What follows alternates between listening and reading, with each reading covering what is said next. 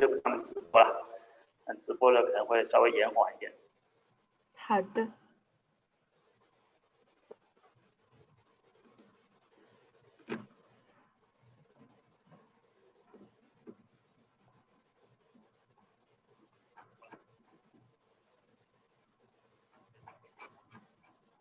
对，然后链接的话。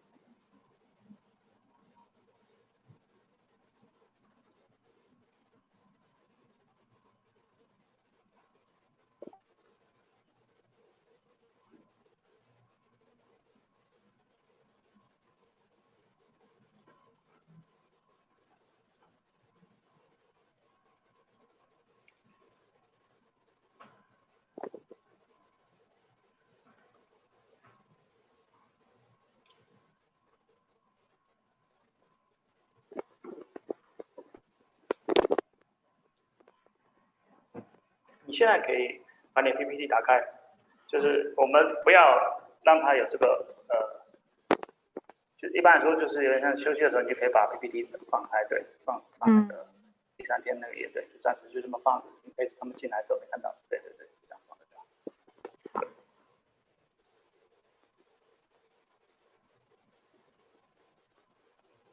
所以他那个游戏是你有分组让他们问，还是按顺序来问？就我先问问有没有人想说，要是没人想说的话，我就按顺序叫了呗。哦，对，你要撑到1个小时啊，因为1个小时，对，怎么样都要到1个小时。下午是还好，下午的 session 是还好，2点我们就先做，做完以后就3点你做那个，然后4点1个小时，然后5点其实就5点到6点我们就不用干嘛，就是让他们自己在那边自己弄就好了。我会做一些 pre-call run，让他们自己进去，爱跟谁聊跟谁聊这样。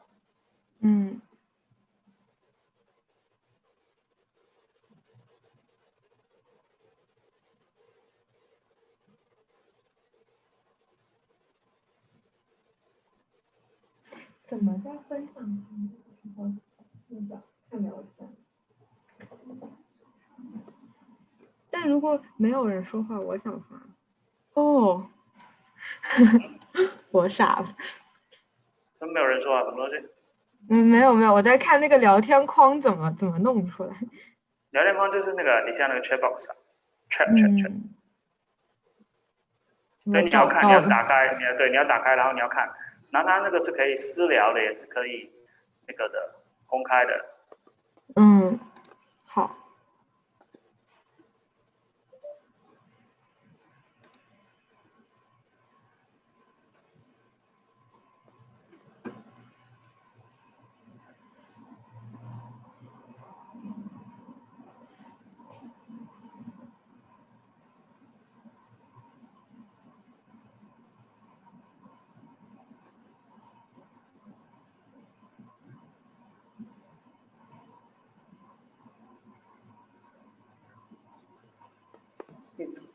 你这个有一点，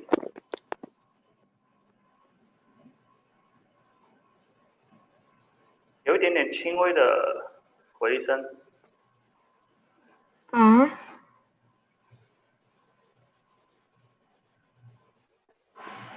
那现在这样呢？现在这声音更大了，那个声音听不见，这什么声音啊？我不知道哎。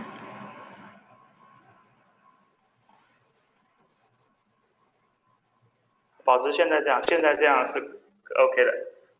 好，可能是我头发在摩擦这个麦。哦，那你要稍微弄一下，你要稍微弄一下。OK， 好，等吧，他们应该很快就来了。所以你一般是这样，你是1点55，他们应该一个跟忙讲，你就说现在还有多少时间就开始。如果他们没有的话，你就2点就介绍那个 speaker， 那把时间给他，他们现在人已经在 waiting room 了。OK。好。我可以跟 speaker 讲一下。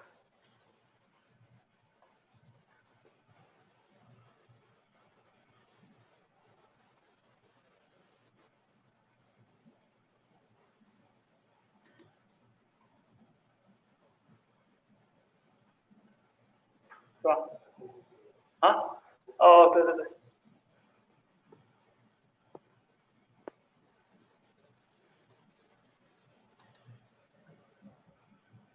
对，你要把你的名字、你的 ID 改一下。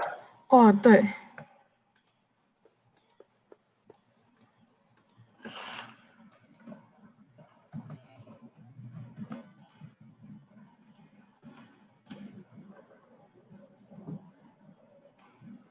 好的。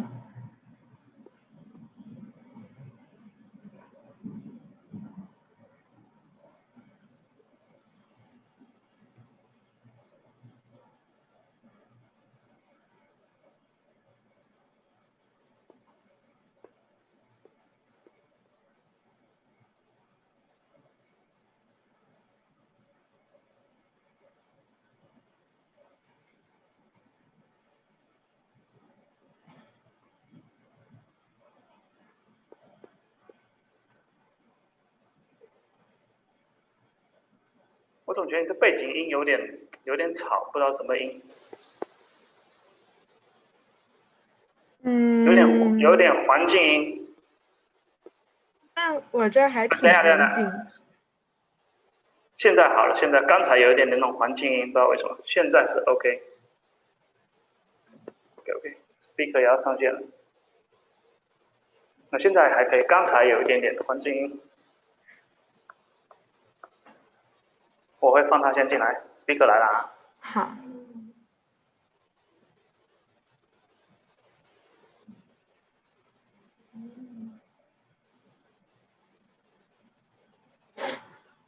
Hello. Hi, Hello, Eric. hello, hello. Hi, Ali. The student will be waiting in the waiting room, so I will let her in around 2 p.m. Sure. sharp. Can you hear me clearly? Is the sound okay? Yes, I think it's okay. All right. Thank you. Okay. I'll let her in.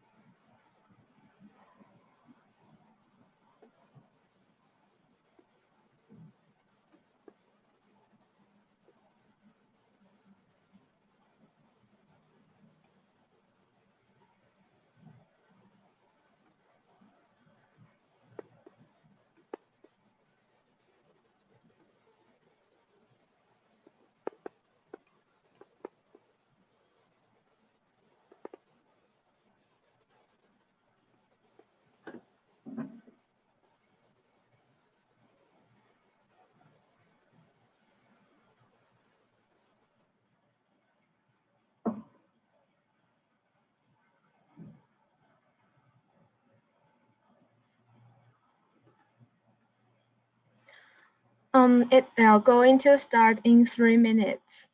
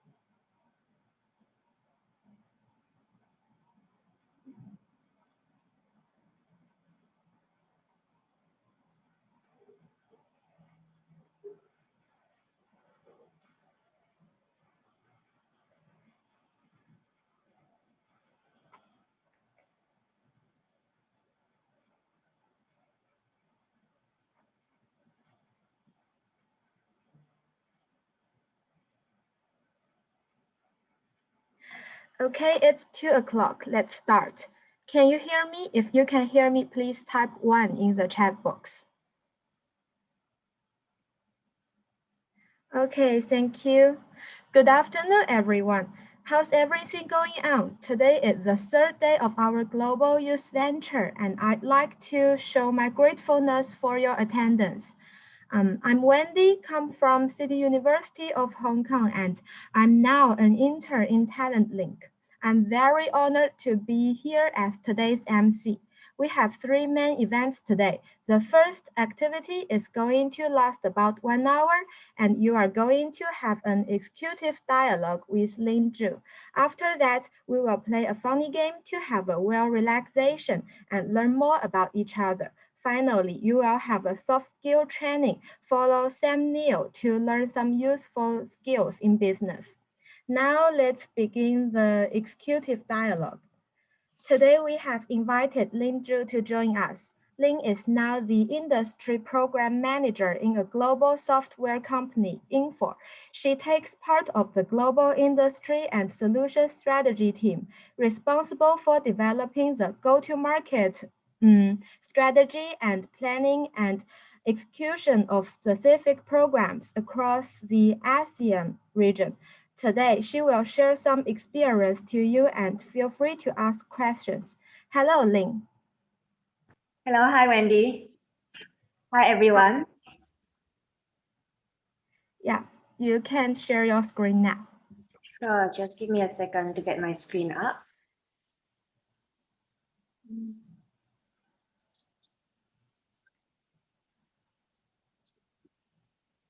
Okay, I'm putting my screen up, so just let me know once you can see my screen.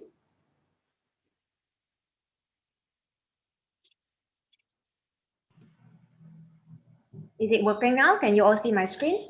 Yeah. Very good. Okay, hi everyone. Good afternoon to all of you. I'm really happy to be here and to take part in this program. In this session, as it is, the name is a dialogue. So I plan for it to be very interactive and really giving you the time to ask me questions.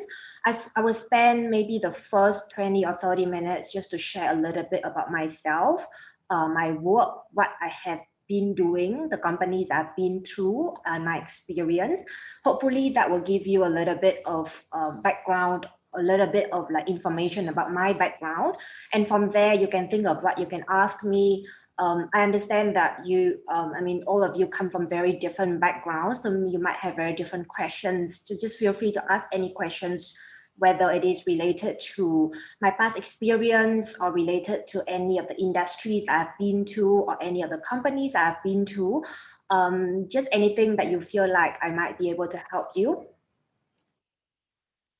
All right, so just a little bit about myself. So my name is Lin. I'm originally from Vietnam, but I've stayed in Singapore for the past 11 years, and I'm still in Singapore now. I have about 7 years of work experience, and most of them are in strategy, consulting, and supply chain. On the screen, you can see the companies that I have worked at. First of all, is PwC. I was in their management consulting practice in Singapore. Then the second company that I was with for quite a long time was DHL, the logistic group. And first, I was with their DHL consulting group, which is the consulting arm of the DPDHL group. And then after that, I moved to a business unit called DHL Supply Chain. And as Wendy mentioned, I am now with Info. I'm actually very new to the firm. I just joined Info in December last year, so barely 2 months into the job.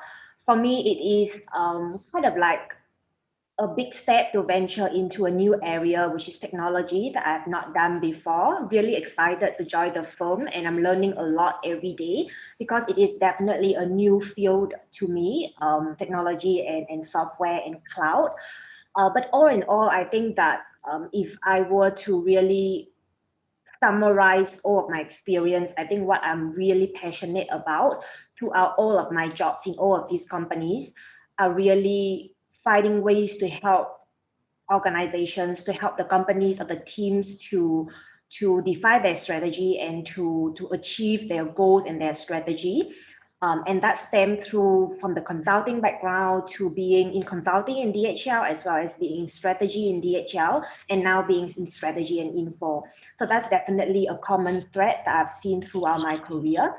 The other part, which I think is worth highlighting as well, is also I'm very passionate about developing people, whether it is my team, my juniors, or people who I work with, as well as outside of work. I'm also an active alumni mentor in SMU mentoring program. SMU was my university. So I've mentored many students from the School of Business who just want to kind of like learn more about strategy, about supply chain, and about the decision, and about basically my career journey. So I'm very passionate about helping younger students to really take the first step in their career, or sharing my experience so that they can learn from what I have done, my success, as well as my failures. Yeah, so that is a little bit about myself. I thought of highlighting also to you my education, just so that you have an idea of my background, and maybe you can draw similarity with what you are doing in school. I graduated from Singapore Management University in Singapore, Bachelor in Business Management. And at that point, I did double majors in Ops Management, which is essentially supply chain and finance. To be very honest, my passion really lies with Ops Management or supply chain. I really enjoy the field, enjoy studying it. And that was one of the building blocks for my career later on. Then when I was with DHL, I actually took up a program called Micro Masters in Supply Chain Management, which is offered by Massachusetts Institute of Technology on EDX platform. So it is an online program that is basically equivalent to 50% of the face-to-face Master in Supply Chain Management offered by MIT. And I decided to take up the program because I thought that it was really relevant to my work in DHL, and it really was. Studied a lot of deep dive topic into supply chain management, from plan, source, make, deliver, all the different stages of supply chain. Really enjoyed the course. I did it over a period of about 1.5 years, just at my own time. And I really think it's an excellent opportunity for me to deep dive into a topic that I really enjoyed. The other aspect that I have actually just completed last year was project management. So during my time in consulting, as well as in DHL supply chain, I had to manage a lot of different projects, different team, and different programs. So I thought that it would be good to kind of like formalize my experience in project management by taking up the project management professional, the PMP certification. So I took the course, took the exam, completed it last year, September. So I am now a certified project manager. And I really learned a lot from this program as well. Highly recommended to any of you who would like to commit to a career in project management and who enjoys doing project and doing, different programs and projects. Yeah, so that was my education, just as a background before I jump into my career journey. So I thought instead of just highlighting which companies and which role I work at, I thought that I want to kind of like walk you through my journey, especially at the decision point when I decided to move from one job to another, because I think that for all of you who might be looking at your first job, or who might be looking at changing job or changing to a new industry or a new area, the decision-making process is what is usually quite daunting and quite challenging. And sometimes you feel like you have no idea where to start, or you have no idea how to pivot yourself into a new field.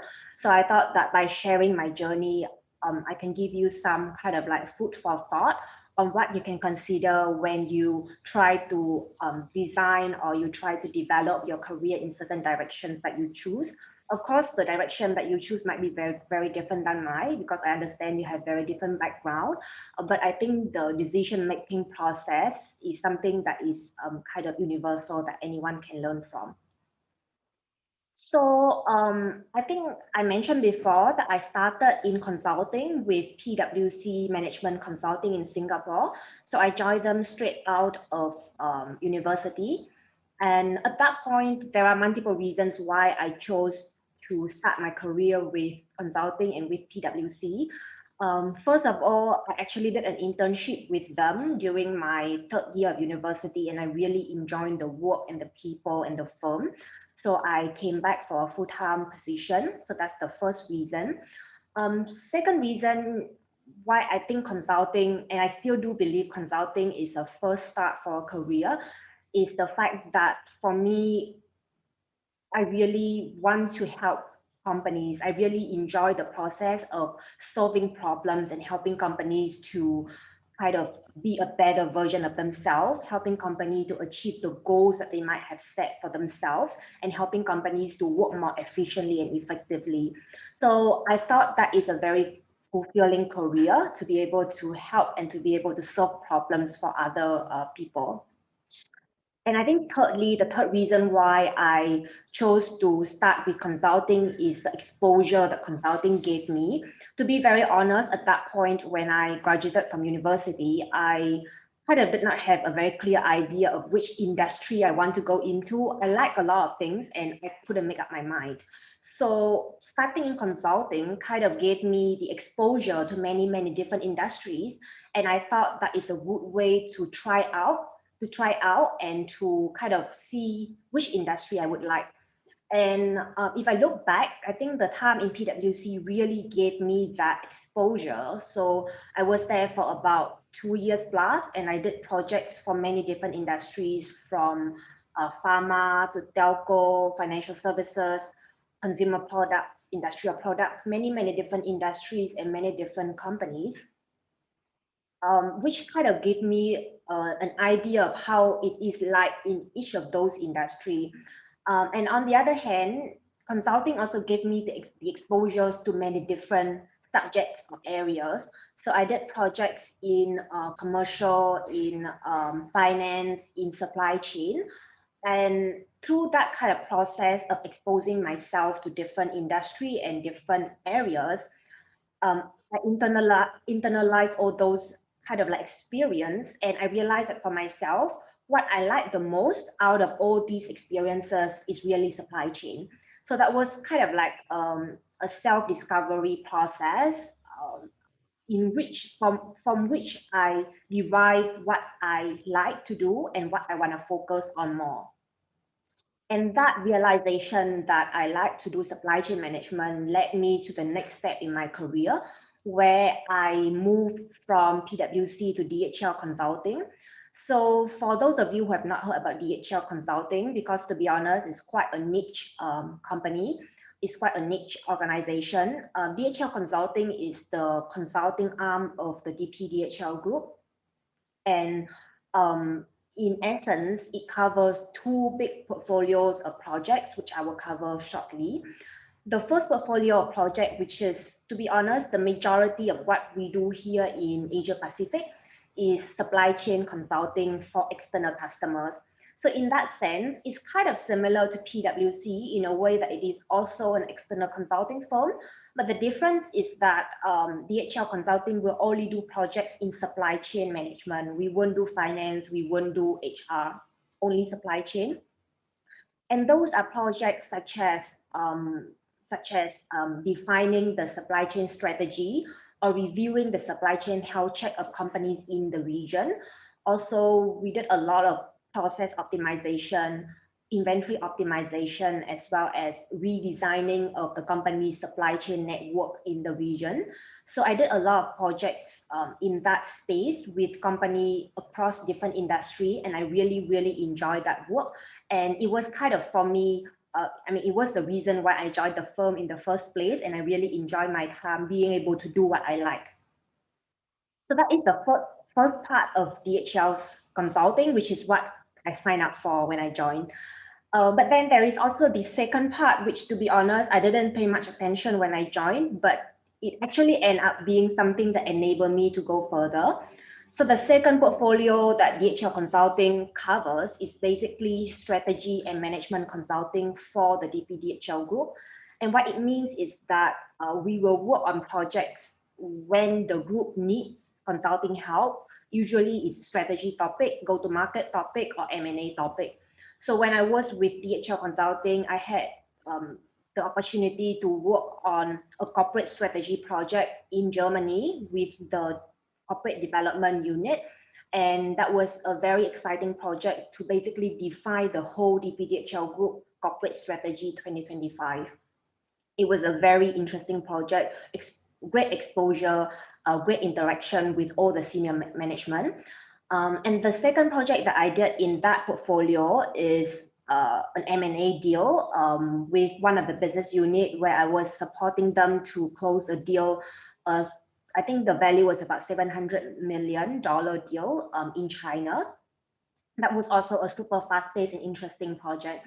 So suddenly, this second portfolio project, which is strategy and management consulting, is something that I did not sign up for when I joined the firm, but the firm gave me that opportunity. And it turned out that I actually quite enjoy that topic and working on strategic topic and strategic initiatives. And I suddenly found kind of like a new interest area for myself in strategy. And I have to say that that exposure to strategy consulting when I was with DHL Consulting actually helped me to land my next job, which was still with DHL, but with another business unit called DHL Supply Chain. So that is the contract logistic arm of the DPDHL group. And I joined them as a strategic program manager, specifically for the service logistic line of business in APAC. So my role in DHL supply chain is basically to define the strategy for service logistics in the region in APAC and work on strategic initiatives that help the group to achieve its strategy and its goal. And those are things like defining which market to grow and defining the growth initiative for those markets, defining which sector to grow, which sector to prioritize, and grow those sectors. Also deploying our standard operating practices across about 400 sites in the whole of APAC, and deploying our innovation technology, new innovation in the warehouses across the region. So I was involved in a lot of this initiative to help the service logistics team to grow. And I was also working very closely with not just the regional management team, but also the head of service logistics in each of the country in the region, each of the 14 countries. So it was a super exciting role. Really learned a lot about supply chain, about contract logistics, service logistics, and beyond that, also via the exposure to people at the senior management level, really learn a lot from them about how they think, how they make decisions, how they run a business. So all in all, a very exciting journey with DHL supply chain. But then after that, last year, I had the opportunity to join my current company, which is Infor. I am currently with them now, in the industry and solutions strategy team as a manager for ASEAN region. So the decision to join Infor was, to me, quite a big leap, because I'm joining, as I mentioned before, an industry that I have no experience in. I'm kind of like no longer in the supply chain space, but now moving to the technology space. But at the same time, I'm still, in terms of topic-wise, I'm still doing strategy topic. So my role in Infor is working with the sales leader in the ASEAN region to define the go-to-market plan, which basically means kind of which country, which product are we going to sell. And after we have defined this plan, how can we make it happen? How can we win in this market? What investment do we need to make? What product adjustment do we need to make? What how should the sales team, how should the pre-sales team look like? And what kind of program and campaign do we need to roll out in order to achieve the goal that we set for ourselves? So I'm only barely 2 months into the job, but really enjoy the journey and really learning a lot every single day about the product, about the industry, as well as about the different nuances of the software market in different countries in the region. So yeah, that is kind of like my career so far in 7 years. The one point that I really wanted to highlight, and I think that might be relevant to you, which is something that I thought of quite recently, is that if I look back where I was here, which was maybe like when I was back in SMU or even when I first started with PwC, I never would have imagined that 7 years on, I would be doing strategy for a tech company. It never would have crossed my mind. It wasn't something that I planned for, but I think that along the way, one thing lead to another, one opportunity builds up on another opportunity. And also if I look at myself, my interest also opens up and shifted from consulting to supply chain to strategy to technology. I keep finding new areas that I'm very interested in and new areas that might lead to something else bigger down the road. And I decided to take up those opportunities to explore new areas. So the reason why I highlighted this point is if I look back when I was when I was probably in your shoe in university, I had a lot of questions on where my career would lead to and what would I do in 5 or 10 years. And I also had plan and kind of like goal for myself. But along the way, I think that being adaptive is very important and being open to take new opportunity that comes your way and be willing to adjust what you think you like or what you think you want to do, being open to new possibility, and that will lead you probably to very interesting field along the way. And at each point in my career, when I decided that I want to switch job, that I decided that I want to explore a career, it is always a very deliberate move.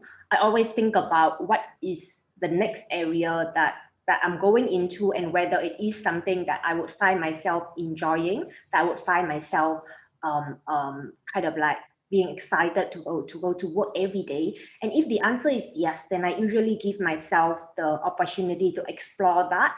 And I mean, as you can see, it leads to very different things than where I started. But along the way, the experience built up one on top of another. Currently, in my current job, I'm still using a lot of the skill set that I gained when I was in consulting and when I was in strategy, as well as the expertise that I got when I was in supply chain, because Info also has a lot of supply chain software in which I find myself quite familiar and quite at home with. Yeah, so that was my journey. And I thought that I also wanted to kind of like, from this journey, give you some sharing on what are my lessons learned.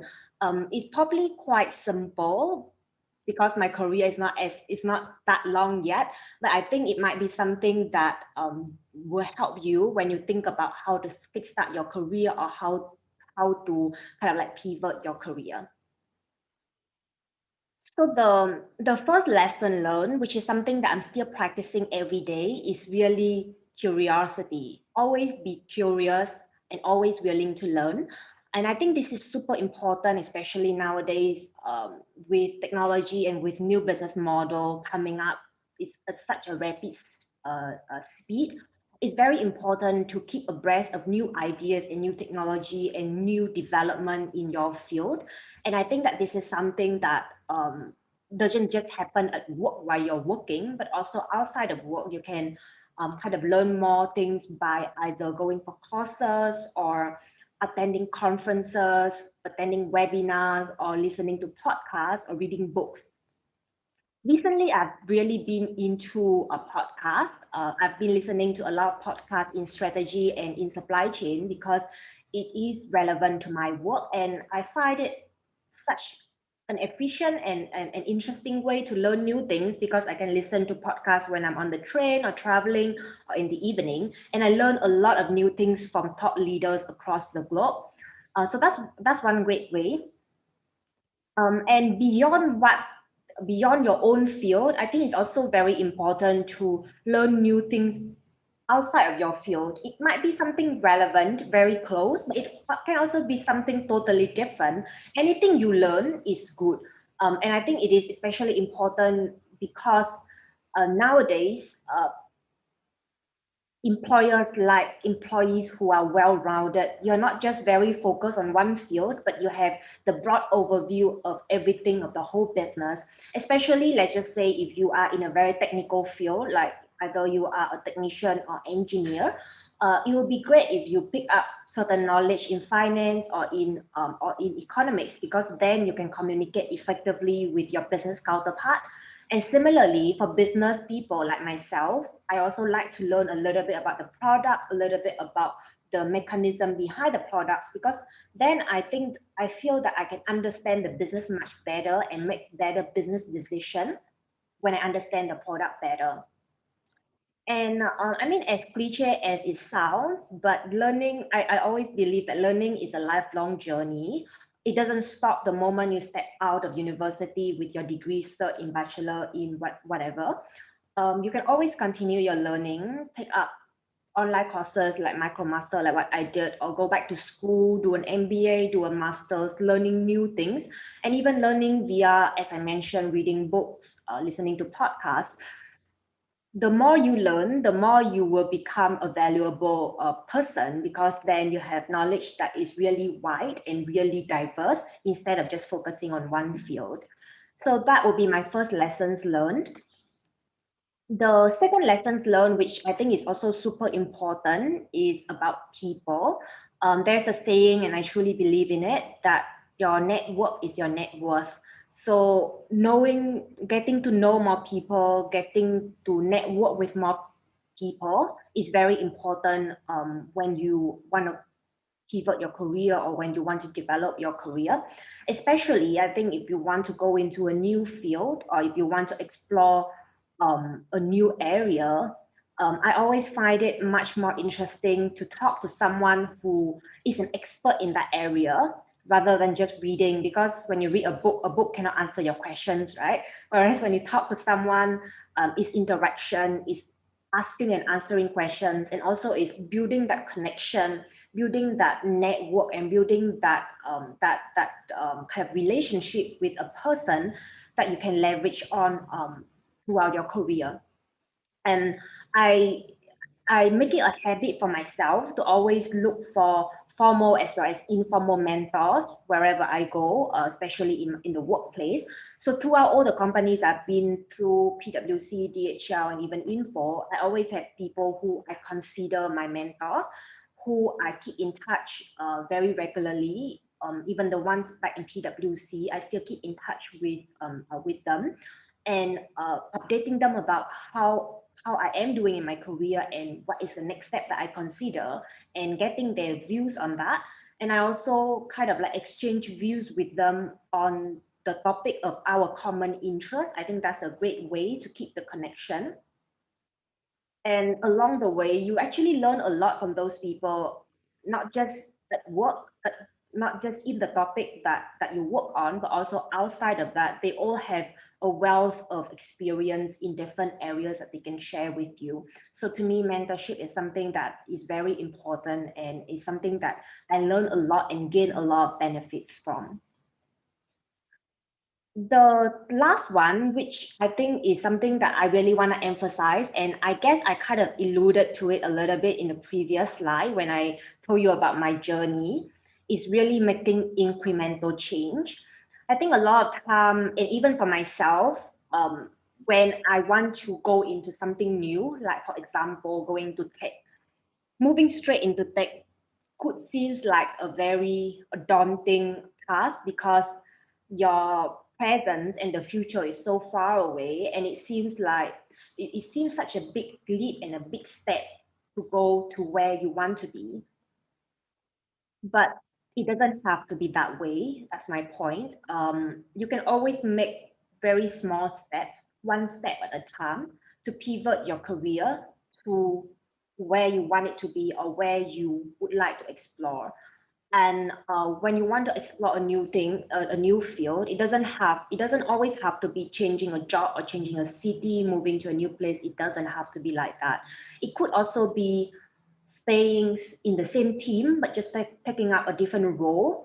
For example, if you are working on a project and you have always been doing, let's say, data analysis, and you would like to develop your stakeholder management skills, you could request to be like a stakeholder a coordinator kind of role in the same team, in the same project. So you get yourself exposed to a new skill set that might help you to go further from there. It could also come in the form of moving to a new department or new team. So that was my case in DHL, moving from consulting to supply chain, still within the same space of DHL, but to a to a slightly different role or different business unit. So all those small incremental change every day that you're making will lead to something else, to something higher, something bigger. If you remember, like even for myself, I started doing strategy when I was in DHL consulting as a consultant, and that led to my role in DHL doing strategy, and that led to my role in Info doing strategy, but for a totally different industry. So all those incremental change that I made along the way lead to where I am today. The other point which I like to emphasize is the last point here, which is something that I find very important whenever you are making a move, or even when you consider your first job, is really thinking about what is it that you can contribute to the job, and what is it that you can achieve out of this job. So it's a give and take process. It's a give and take balance.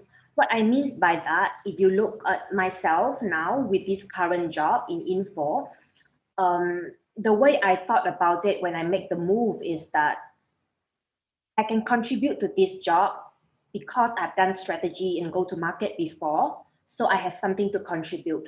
But at the same time, I can gain a lot from this job, and I can learn a lot from this job because I'm learning a new industry. So in a way, I contribute something and I gain something. And I usually visualize it like you are standing as a person with two legs, and one leg you are still within your comfort zone. So for myself, it is strategy. The other leg, you are outside your comfort zone. So for myself, that would be exploring a new industry technology. And if I look back with all the decision and my previous moves in career, it has always been like that. With every job, every new job that I take, I try to find a job, a position that I can contribute to, and I can also gain from and learn something from. And I think it is a very sustainable way to pivot your career, because if you turn the table around and look at the employer's perspective, an employer wouldn't want someone who has zero to contribute and has everything to gain, which means he has never done this job before, and that will be a big risk for the employer. But on the other hand, if I hire someone who has done this job 10 over times, which means he has everything to contribute but not much to learn, the person would probably get bored. So with every change in career, I think if there is a balance of what you can contribute, which is your comfort zone, and what you can gain, which is outside of your comfort zone, then you will be able to have a very balanced portfolio, to have a very balanced profile as a candidate that the employer will be attracted to. Yeah, so kind of like similar to this point, how I want to close this sharing of mine, and then we can move to Q&A, is to share with you, let me just move the slide, is to share with you a quote, one of my favorite quote by Charles Koch. So for those of you who don't know Charles Koch, he is one of the richest men in America, and he is the founder and the owner of Koch Industry, which is the largest private company in the US. And Koch Industry, in fact, is also the owner of Info, my company.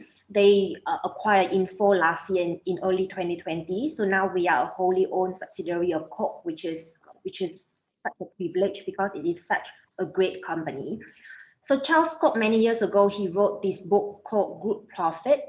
It's a very, very good book that I picked up last year. I really enjoyed it, one of my best read of 2020, in which Charles basically told the story of how he founded and how he built Coke industry literally from the ground up.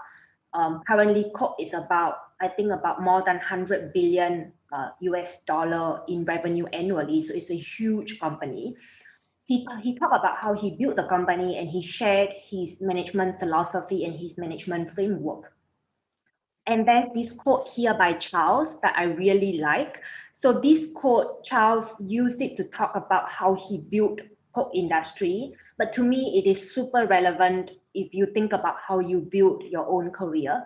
So what Charles said is, I often think of what we do as bricklaying, or perhaps more precisely, stone masonry. Once a stone has been carefully selected and set, it shapes a new space in which the mason can set yet another well-chosen stone. With each stone we choose, the shape of the next one becomes apparent. So if you think about this quote, right, I personally believe it's a great analogy for career. Because if you think about how you build a stone wall, you probably have a vague idea that you want to build a wall. But because stone, different than brick, each stone has a different shape. So you know that you need to build a wall, but you wouldn't know what would be the third or fourth stone that you would put down. You wouldn't have been able to imagine clearly which stone would be the third one, the fourth one, the fifth one, because they all have different shapes. But once you put the first stone into your wall, then you will know which one will be the second one. Then you will know which one will be the third one. Because the shape of your first step, of your first stone, determine how would the next few stones look like. So similarly, in your career, I think that you can have a very broad idea of where you want to go, which is the wall that you want to build. But every step along the way, with every step, you will have to adjust what your next step will be. And with every step, the next step will become more apparent to you. If it's not very apparent now, don't worry, it will be. With every step you put down, with every stone you put down, slowly you will be able to build that wall. So yeah, I thought that was just kind of like a quote to close off my sharing. Um, that's it for myself. Next up, I think I want to open the floor for Q&A. If you have any questions, feel free to ask me. Should I just close the screen, or Wendy or Eric, do you want to read out the question, or should I see the questions in the chat? If you have any question, you can just unmute your mic and or type in chat box.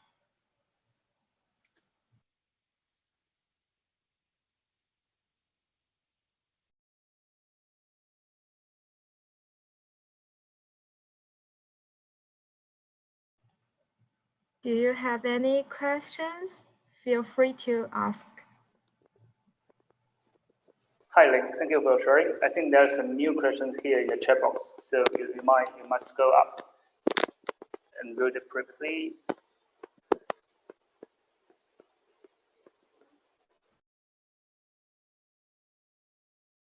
Sorry, I was talking to myself. Let me just open up the chat box.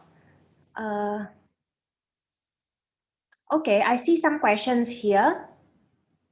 I see this question from Hugh Quay. Some people claim that supply chain is dying due to the emergence of AI. As an insider, how would you comment on this claim, and what is the future within 10 years for supply chain?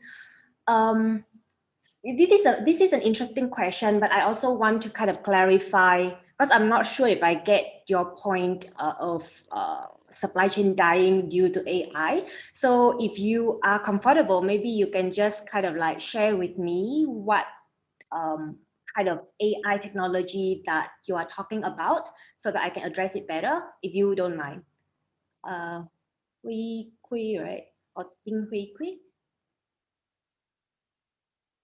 Do you want to unmute yourself?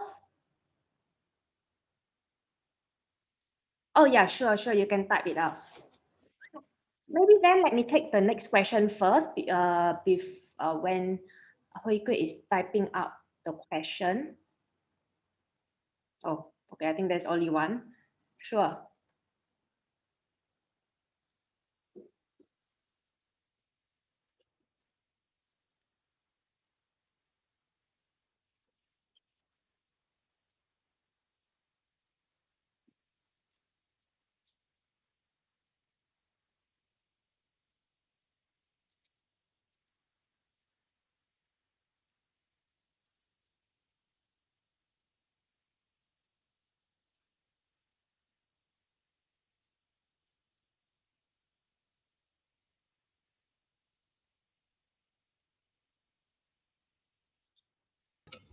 Hi, I want to ask a question.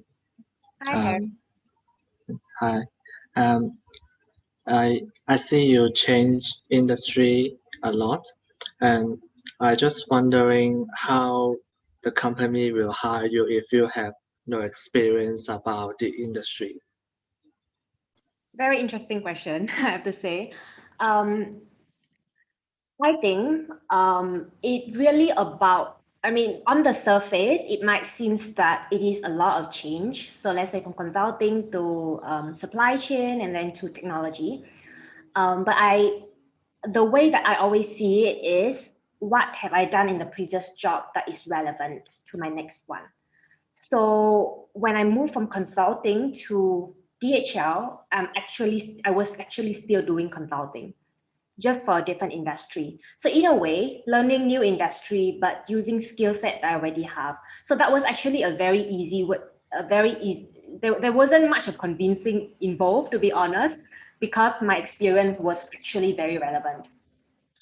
Then when I moved from DHL to Info, it is a totally different industry. And of course, I think that I'm very thankful that my employer actually took the risk on me.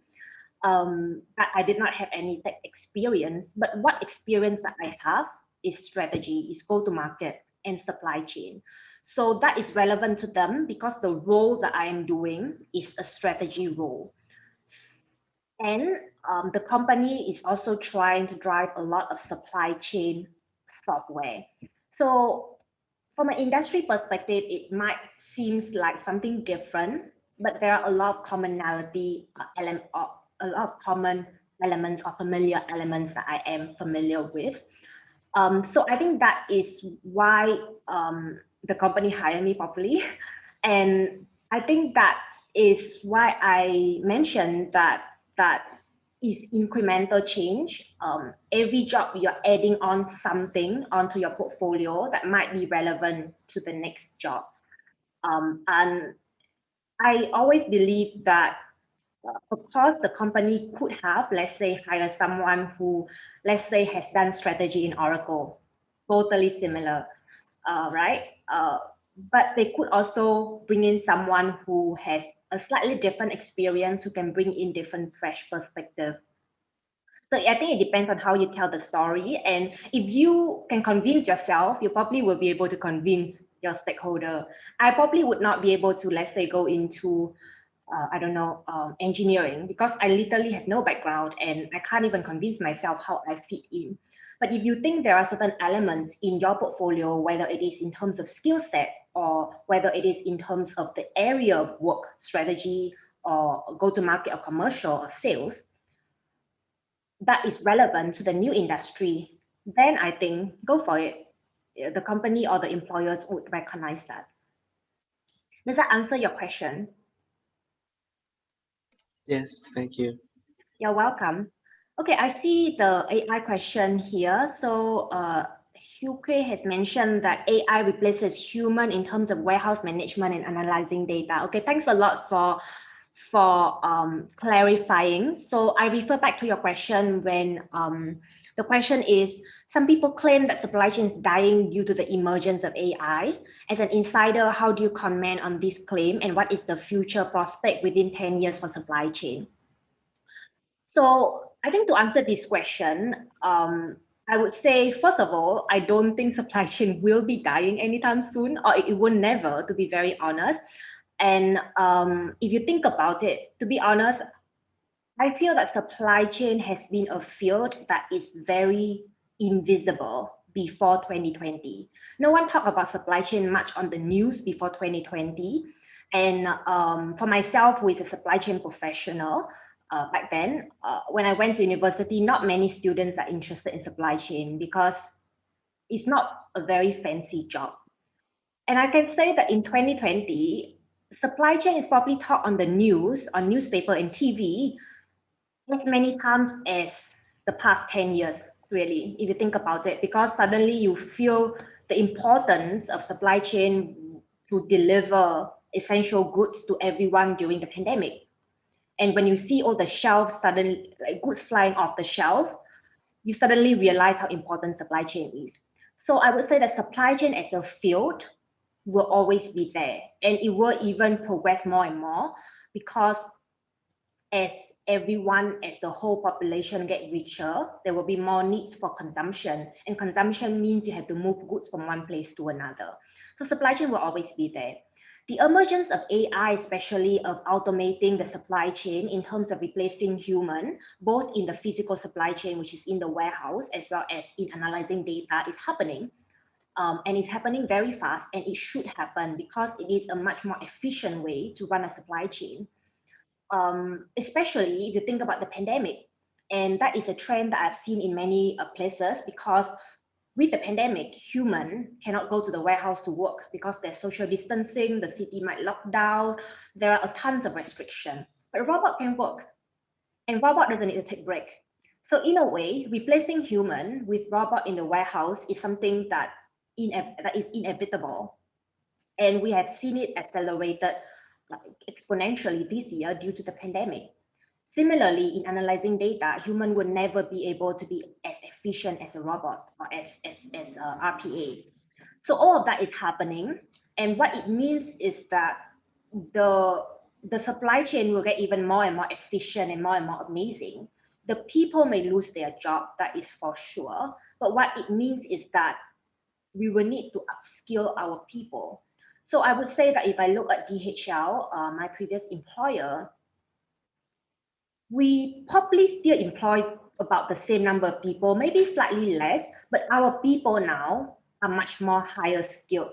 What it means is that they are not the one, let's say, in an automated warehouse, my associate doesn't have to drive a forklift anymore, but he will be at the control room, which is totally aircon, and control 10 different automated forklifts. So what it means is that the whole industry is moving to a much more digitalized way in which we need to reskill our people and make sure that the people can catch up. And it's actually a good thing because it free up my resources to do much more higher value added tasks. If you ask me what would be the prospect for supply chain in the next 10 years, I would think that it will be very, very digitalized and very, very automated. With a lot of not just robotics and not just data analytics, but also things like autonomous vehicle or things like supply chain visibility and track and trace, which are all very good technology that is happening. So I would imagine that the supply chain of 10 years from now will be so much faster, so much more efficient, and so much more digitalized. The human element will be less if you talk about quantity, but better if you talk about quality, because those humans will be doing very, very highly skilled tasks. Yeah, so that's my view, just my 2 cents on the industry. Let me see. I see there is another question about adapting to new industry that you have no experience before. So yeah, this is something that I'm experiencing right now, to be honest, adapting to a new industry that I have very little experience. I think that there is no hard and fast rule, and there is really no shortcut. You just need to learn, very, very honest. So learning comes from really like reading. So I read a lot of reports on the industry, as well as recommended reading that my that my stakeholders or my boss would give me. So really read a lot and try to absorb information. That's number one. I think secondly is talk to people, really go and talk to people and people who have been in the industry for a long time, because they are the best in really being able to tell you the inside and the inside out of the industry, especially of the company, because each company might be different. So I think that is really the learning part. And I think the third point, which is something that is a little more delicate, is really think about how your experience can contribute and how you can bring in fresh perspective. So a lot of things that, let's say, I've seen in DHL, I can now suggest to my team or my boss in Info. They are two different industry, but if you think about it, they're both running a business.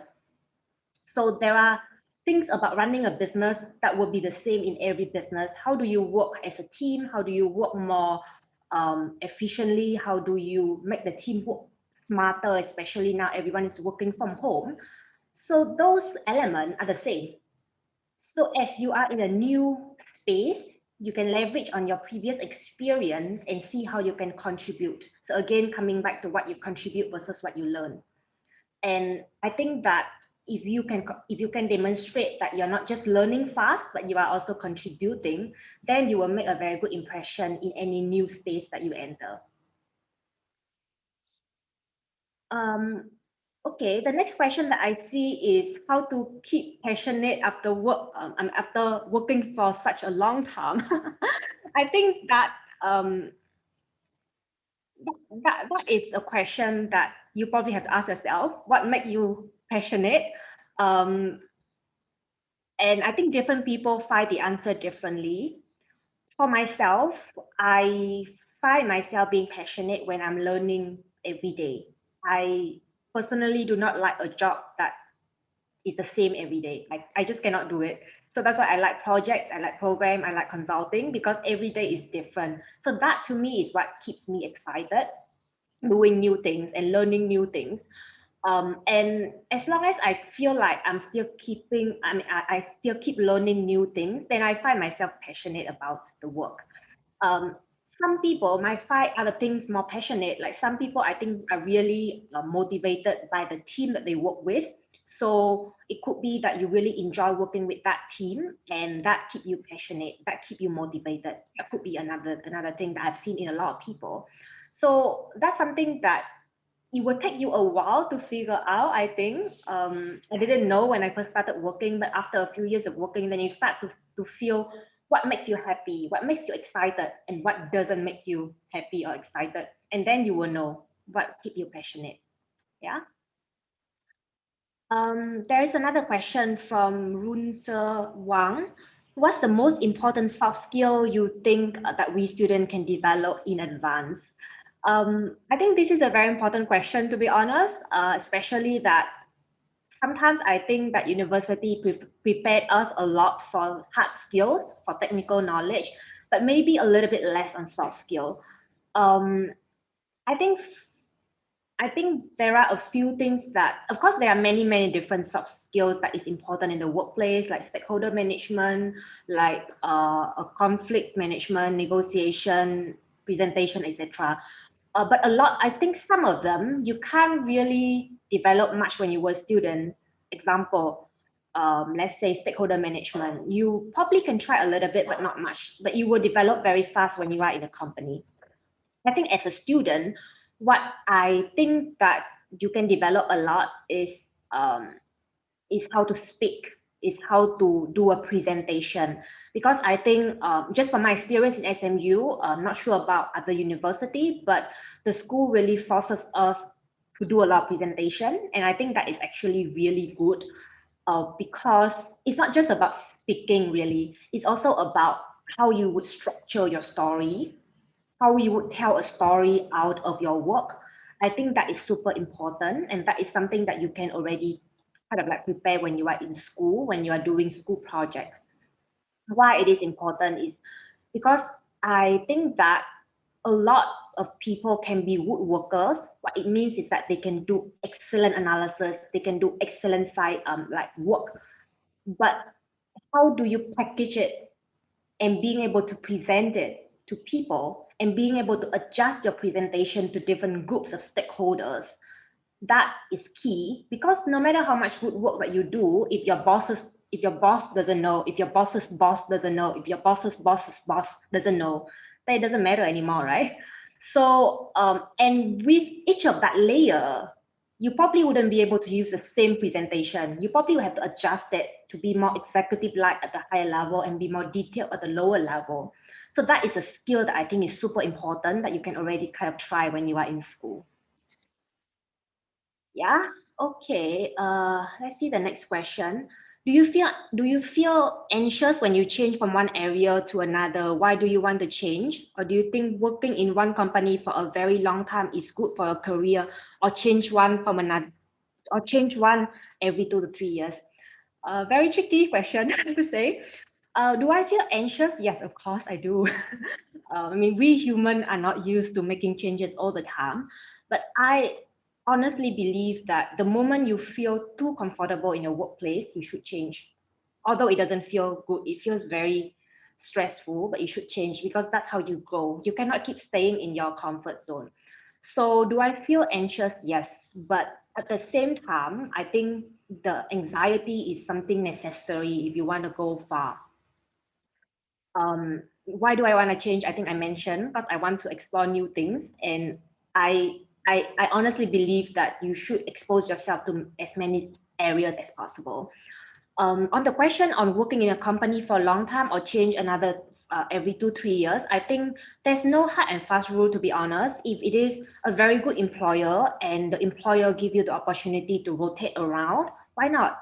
I stay in DHL for quite a while, and to be honest, if I am given an opportunity in the future, I would definitely go back, because I think it's a great employer, and it allows me to, I mean, the firm allows me to move from one area to another. So I really learned a lot. And I, to be honest, didn't really plan to move to info, but things just happen.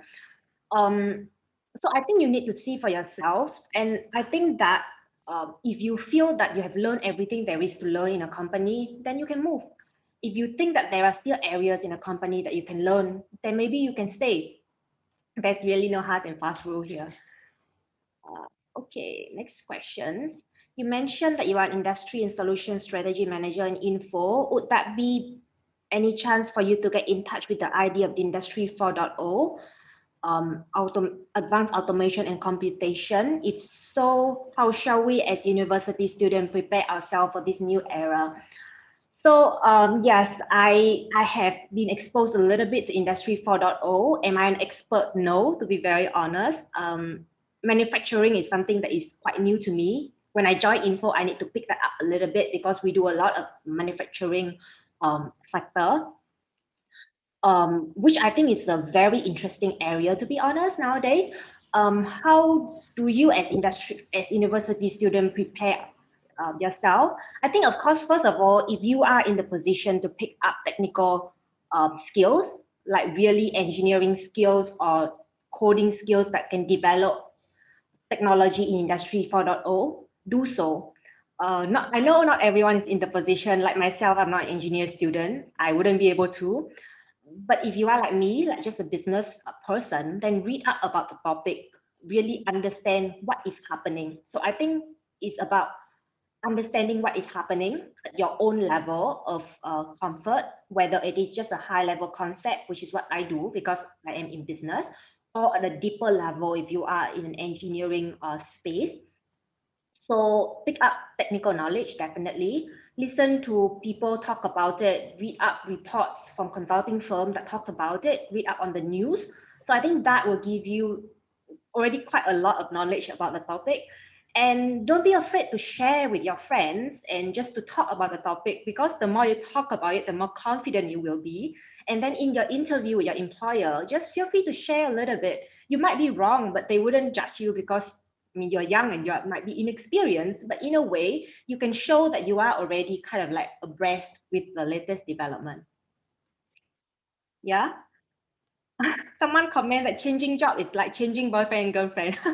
Very anxious and curious. Yes, I agree. Yeah, so I think I've probably answered all the questions. Eric and Wendy, just let me know if there's any other questions I might have missed out. Yeah, I think you already answered all the questions, and the time is already running.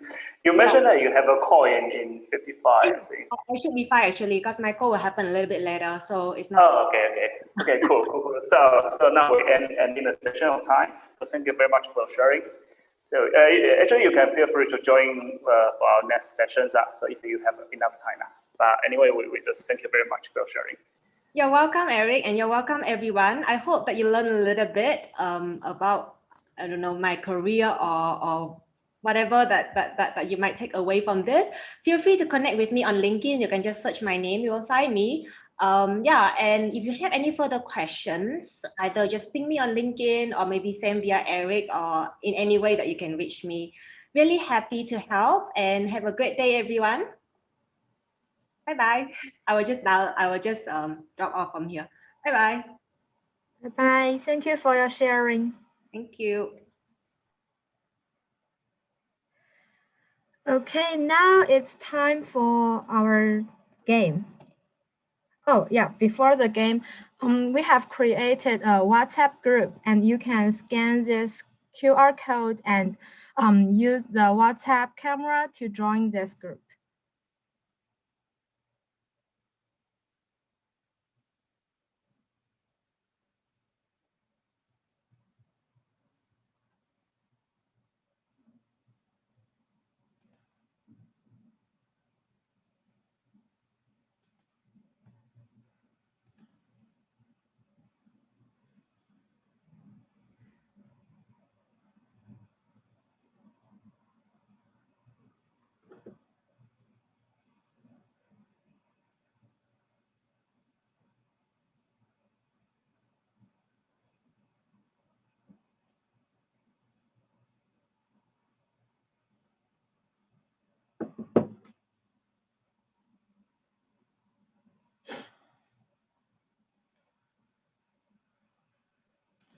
Okay, have you done it? Then let's begin our game. The name of the game we are going to play today is Two Truths and One Lie. Some of you may have heard of or played this game before, but just in case, let me explain the rules. Each participant should tell 3 things about their own culture or customs, which means the particular things that you will do in your countries. And 2 of them are facts and 1 is a lie. Other students can then guess which one is the lie and why. Then after guessing, the participant who tells the lie should correct the wrong thing and explain the real fact. Also, you can ask questions about the customs whenever you want or share your stories about it. Can you understand? For example, for me, I can say things like, I'm a student of City University of Hong Kong. I'm an intern in Talent Link, and I'm a boy. Obviously, the third one is a lie, but for you guys, you are required to say something about culture and customs. It's not limited for the New Year culture, and you can say anything come to your mind. This game will help you learn more about each other and strengthen the culture exchange. I hope you can be actively involved in. And who want to be the first to try? Just unmute your mic.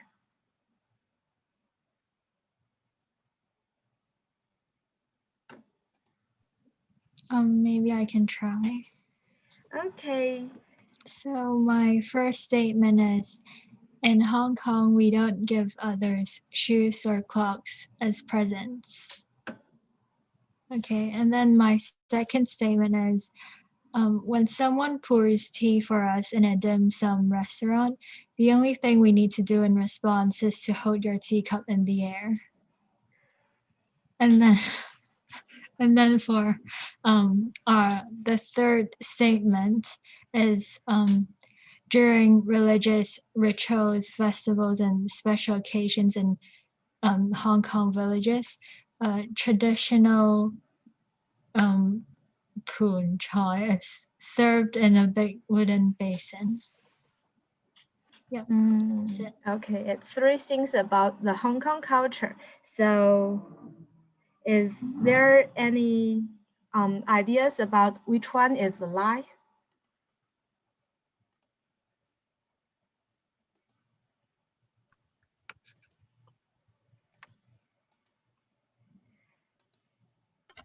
If the second statement is a lie. Yeah. Yeah. So And do you know what's the correct thing to do?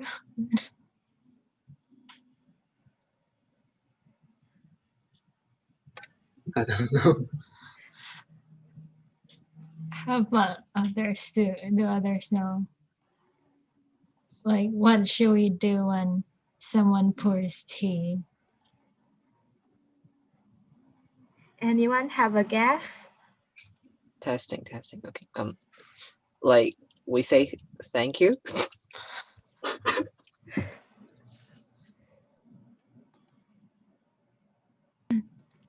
Should I say, yeah, you say thank you and then you tap on a table to show gratitude. Yeah. So it's like a gesture of appreciation. I see.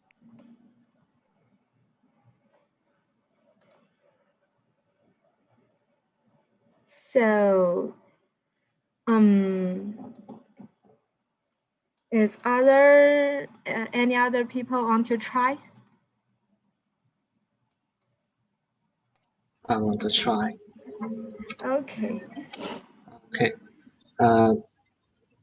The first statement is in some buildings in Hong Kong, floors with number 4, for example, the 4th floor, the 14th floor, and the 44th floor are omitted because 4 is unlucky number. My second statement is there's a fire dragon dance at Tai Hang on the first day of Chinese New Year. The first statement is people in Hong Kong stand on the right side of the escalator, and the left side is for people who want to walk on the escalators.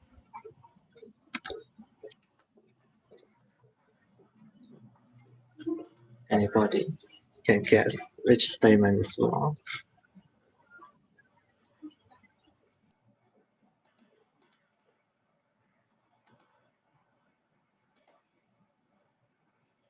Anyone want to have a guess? I think it's quite easy.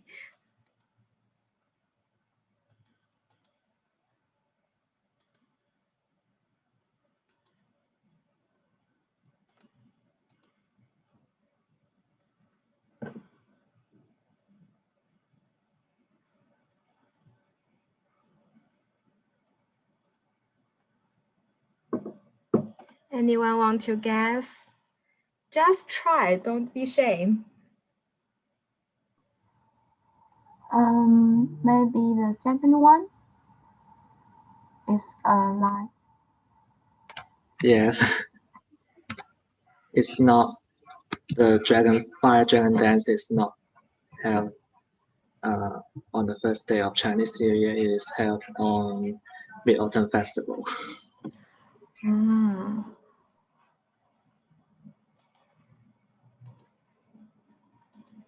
So, anyone want to try?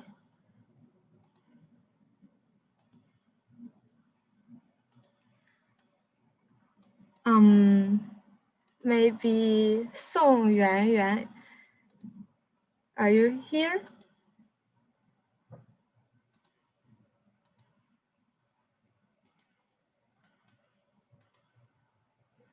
Hello, Song Yuan Yuan. No, maybe she's not here. Maybe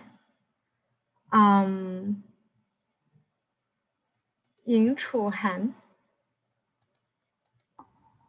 Okay, so let me share some knowledge about a city in China. The first one is the city Nanjing has been the capital for the 6 dynasties in the Chinese history. And the second one, the ruins of the old city wall in Nanjing was built in Qing dynasty. The third one is the Confucius Temple in Nanjing is one of the 4 Confucian temples in China. Okay, so anyone can have a guess? Sorry, can you please repeat the first one? Oh, okay. So the first one is Nanjing has been the capital for the 6 dynasties in the Chinese history. Then I think the second one is the lie. Yeah. Do you know why? Do you know why? Or I'm not sure. okay, so because the ruins of the city wall was built in the Ming Dynasty, not Qing Dynasty. Okay, thank you. Well, really good.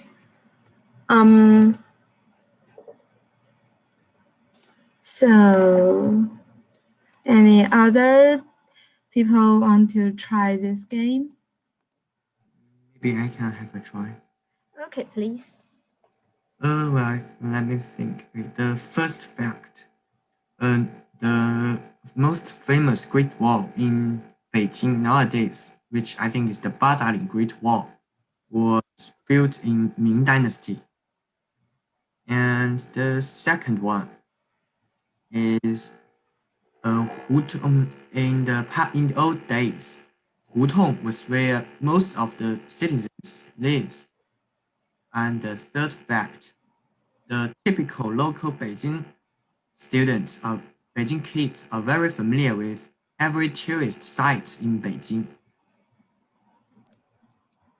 Okay, I will go for the third one. I'm not sure if everyone knows all the attractions, the tourist attractions. Yeah, you are right. Okay, but actually, I explained it didn't that precisely. Okay, because well, there's a very interesting fact that if you ask a student in Beijing whether you know many tourist sites in Beijing, I mean, not there's none to be everywhere, but just a lot. If the student can tell you many famous tourist sites in Beijing, then more likely than not, he or she is not a local Beijing student. Because for the local Beijing local, they don't know much about Beijing because they usually spend their primary school, middle school, and even university only in a small area, so they are not very familiar with other places. One of my mother's co-workers, who is a typical Beijing local, has never been tried a train or an airplane for 18 years since birth. And I don't know why, but that is just a fact. So are you familiar with the Beijing's tourist attractions? Half. I'm not a very typical Beijing local. Okay, I see. But I am. Thank you. It sounds amazing. So maybe Kehan, you can explain what is 胡同 to other people. Maybe they don't know. Well, I think it's a bit hard to explain. It's just like narrow streets and with many buildings on both sides. But actually, I can't say it's building. It's just yard, because most of the buildings in the yard are just one floor. Like there are many yards. At each yard, there may be many rooms, and different room maybe lives at different families. And since they're in the same, they share a same yard or you can say garden. So they are very close to each other. And this kind of thing, as you can imagine, as the population grew rapidly, now there are only a few people live in Hutong, and there are not many Hutong left as the street is too small for car and modern transport to go there. Now actually, even though in the old times, living in Hutong is just a normal citizen, or means you're not that rich, but then nowadays, living in the Hutong is a symbol of wealthy. As people don't share a yacht today as the conscious of privacy grows. So usually, if you want to live in Hutong, you should buy a whole yacht. and the price of a yacht is, I think, more than 100 million RMB nowadays. So that's a very expensive. Okay, thank you. And any other people want to try?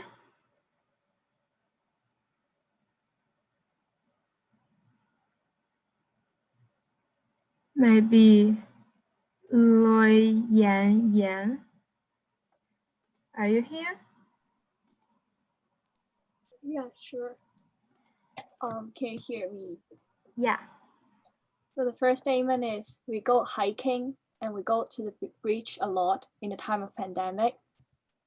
And the second statement is Hong Kong people loves to invite friends to stay overnight in their home. And the third statement is the most famous place for overseas students who study at HKU is Central.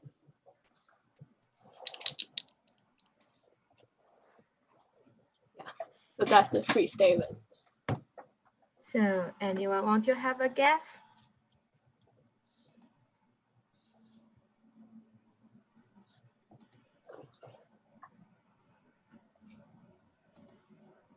Maybe someone come from Hong Kong U? I guess it's the first statement. It's the fourth one. Yes, I think pandemic people should stay at home. No, you're wrong. I'm sorry. Any other guess?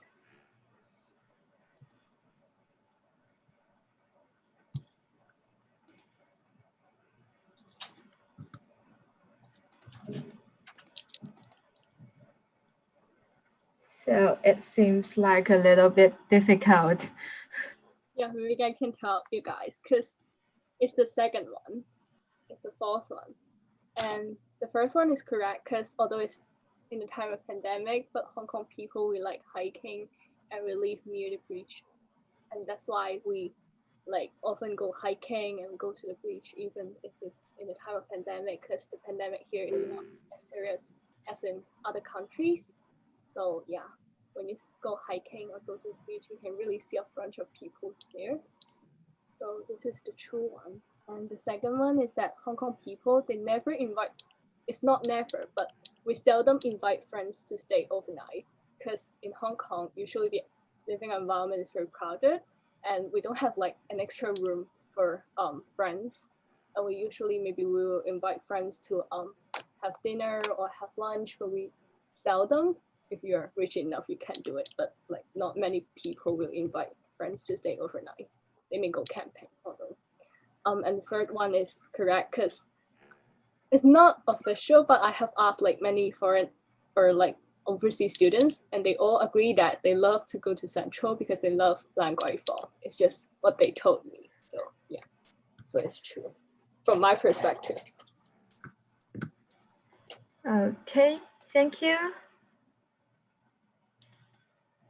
And maybe next one, Chen Yuxuan. Are you here? Yes, and I'm going to share some wedding customs with you. The first is the bridegroom should arrange a banquet for his brothers and cousins. The second is the couple should keep the bedroom clean. And the third is the bride should eat peanuts on the wedding day.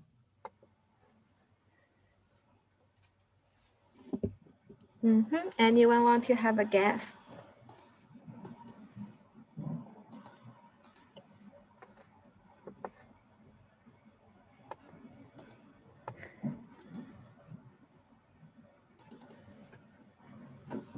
Perhaps the second one is a lie.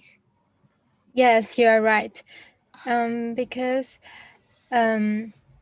it's a custom in my hometown, and the couple should put some straw on their bed, because this is a symbol of their perfect marriage and happy family.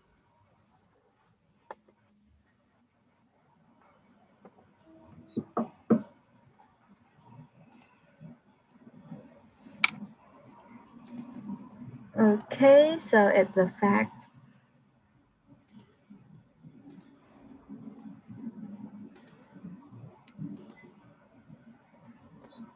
Maybe anyone else want to try?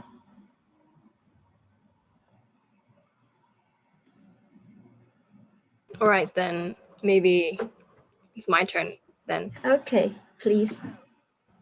The first one is that we Hong Kong people would first rinse our cutleries in a Chinese restaurant with hot water before we eat. The second one, we have a Cheng Chao Bun festival every Chinese New Year Eve. And the third one, the Hong Kong government will send their officials to draw a fortune stick for Hong Kong on the second day of the Chinese New Year.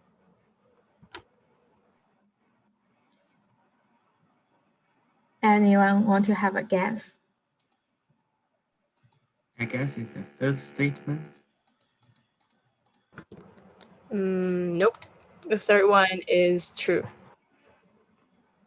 Yeah, they do like go to the temple and have a guy from the government and draw a stick for Hong Kong on the second day, but not other days. Yeah.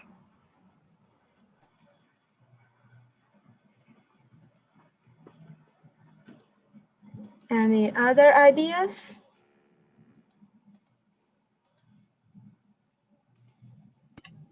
Yes, the second statement is wrong.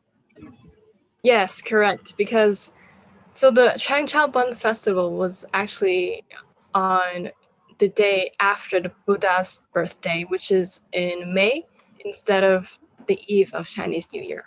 Well done. Okay, thank you.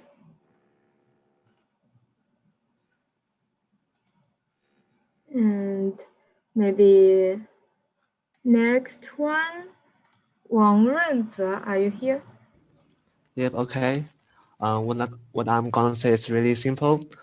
For the first one, in Hong Kong, we use status to describe some personal private affairs. Yep. And the second one, as I'm from Chinese University of Hong Kong, the area of CU is the biggest one among all the universities in Hong Kong, but it is smaller than the total area of the other 7 universities. I mean, if you sum up all the area of 7 universities, it is bigger than the area of CUHK. Okay, and for the third one, different from the method adopted in mainland China, in Hong Kong we use G floor, standing for ground floor instead of the first floor in mainland China. Okay, these are all the 3 statements. Anyone can have a guess? Maybe the second one? Yes, it's really a simple one. Yes, you are right. The second one is a lie. So what's the fact? The fact is, even you sum up the total area of the 7 universities except for CUHK, CUHK is still bigger than the total area of the 7 universities. Yeah. So it is really a big it's really a big campus. Amazing. So maybe next one. Li Zhiqian, are you here?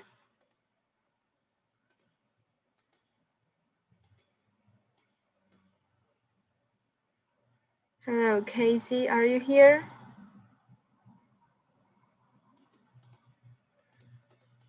Oh, maybe he's not here. Then next one.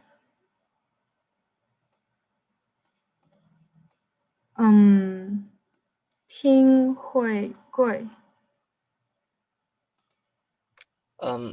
Yeah. Okay. So the first one is a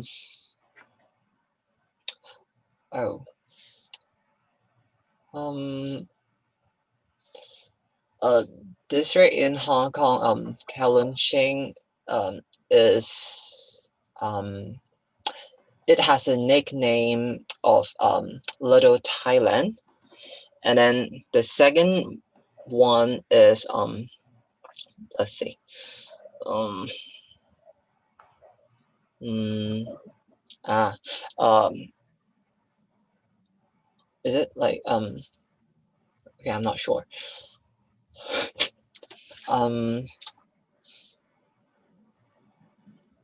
Okay, during December, people in Hong Kong would go to Lemma Island. Yeah, and then the third one is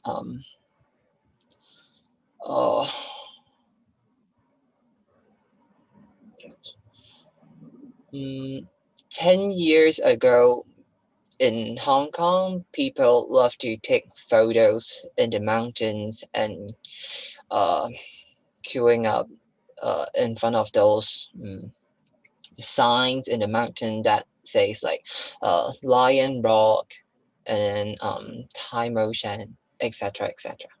Okay, that's it. Can you repeat your first? I forgot about that. Okay, the first one is Kowloon Shing, which is a district in Hong Kong, is called Little Thailand. Oh, okay. Yeah. Anyone have a guess?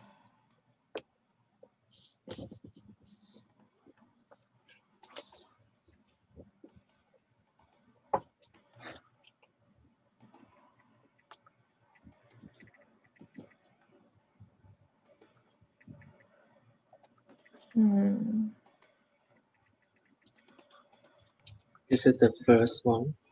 First statement is false. Okay, I'm not sure, but it is a nickname. Yeah. I don't know if many people would call that, but as at 2019, there are a lot of like Thailand shops in Kowloon Shing or near To Kwa Wan, and then so people call that area like Little Thailand, if I'm not wrong. And I just realized that I made two lies. Sorry. Yeah. So the second one and the third one is kind of incorrect. Yeah. Okay. Okay, sorry. That's all right. Then maybe we just skip to next one. 邱其硕. Are you here?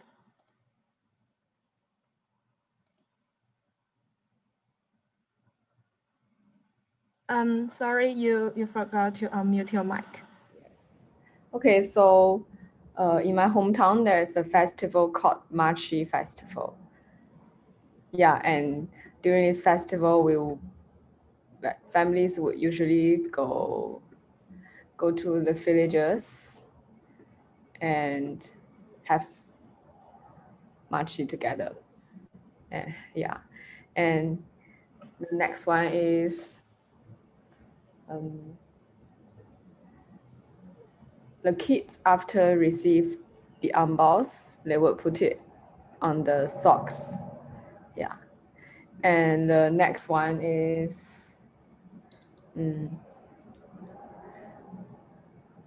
on the first day of Chinese New Year, families would go to the local temple. Yeah, worshiping. Can I ask, where is your hometown? It's a small place near.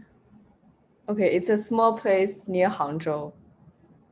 Ah, okay. So it's in Zhejiang, right? Yeah, it's called Jiangshan if you know, but I guess most people don't know. Okay. Anyone have a guess which one is the lie?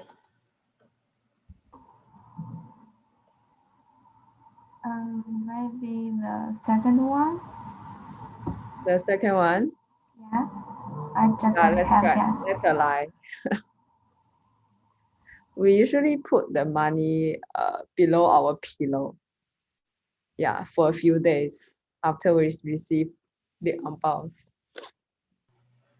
Why it's below the pillow? I mean, so that you can have the wealth in a new year. Well, okay. Thank you for your sharing.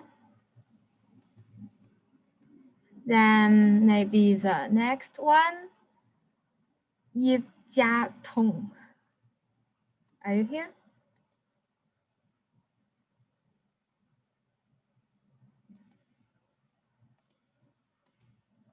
Hello? Maybe he's not here. And then next one, maybe Ma Zihang.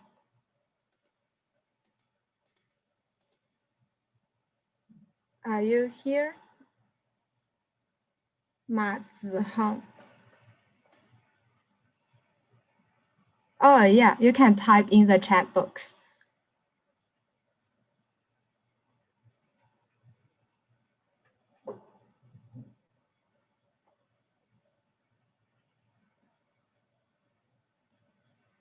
Just wait for Yip Jia Tong. Maybe he's typing.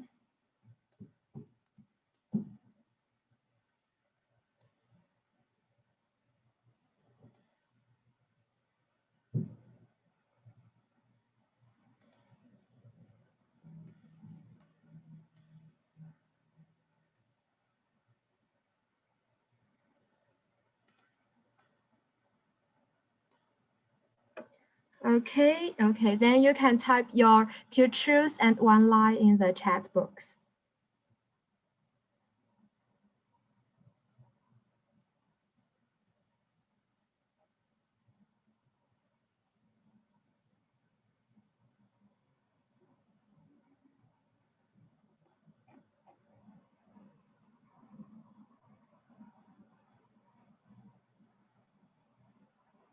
And when waiting for him, I'd like to explain the next half hour, what we were going to do.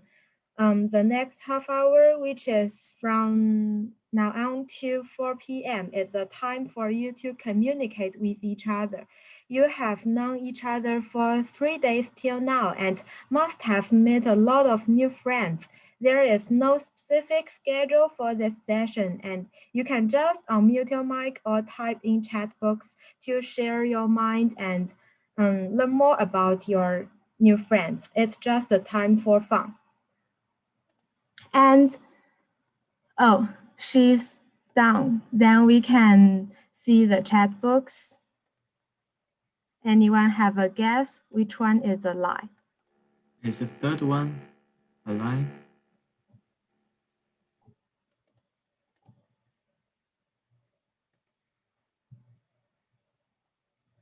Is that a lie?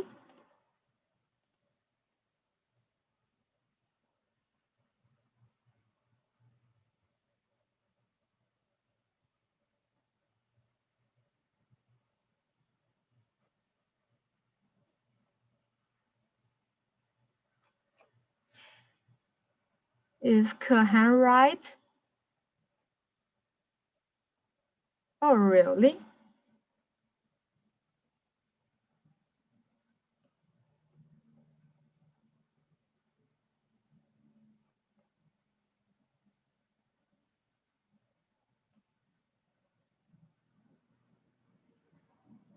So we just focus on BestTop's first. So which one is the lie? Can you explain it?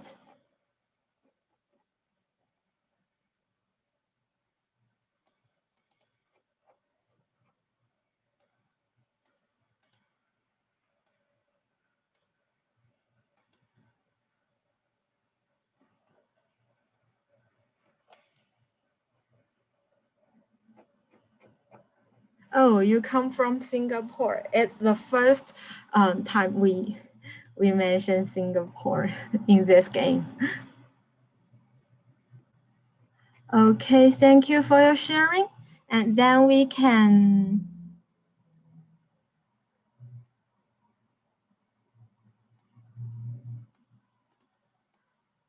so what you eat in Chinese New Year in Singapore?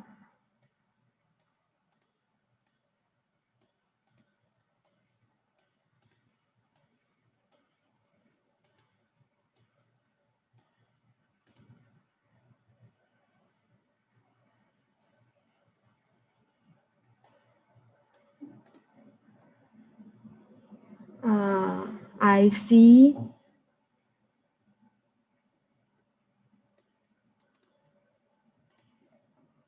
So maybe we can focus on Song Yuanyuan's two truths and one lie. She said, Beijing had the most highest real estate price in China. Shenzhen had the most highest salary standard in China.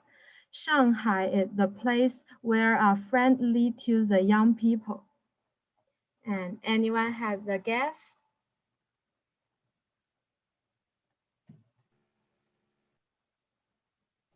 I guess it's the second one.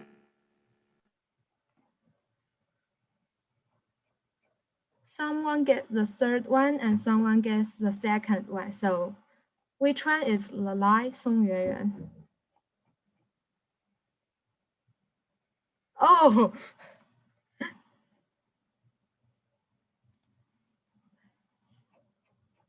so can you explain it?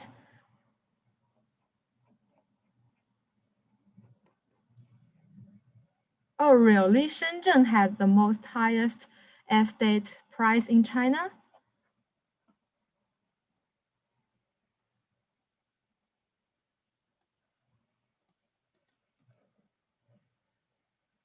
Okay, I see. Thank you for your sharing.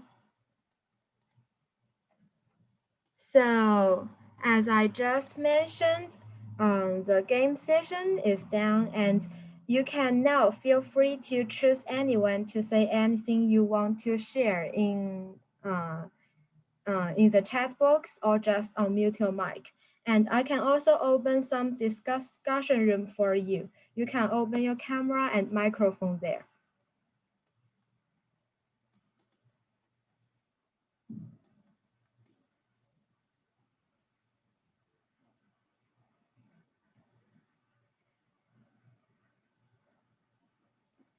And the next session is soft skill training will begin at 4 p.m. And you can have a break or do whatever you want and come back at 4 p.m.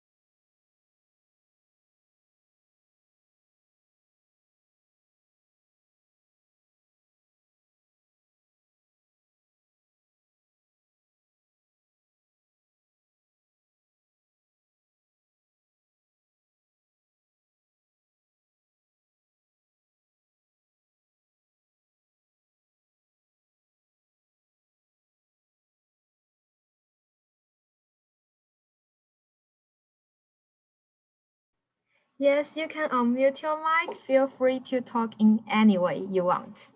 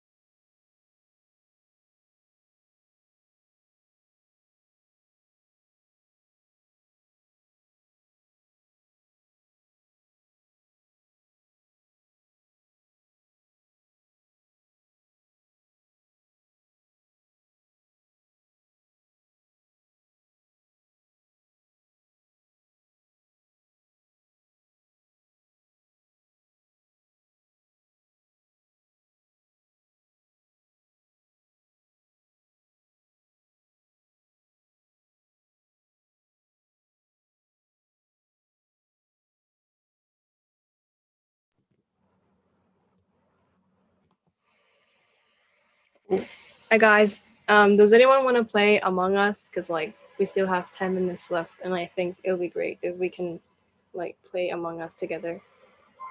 Like, yeah. Has anyone heard of this game?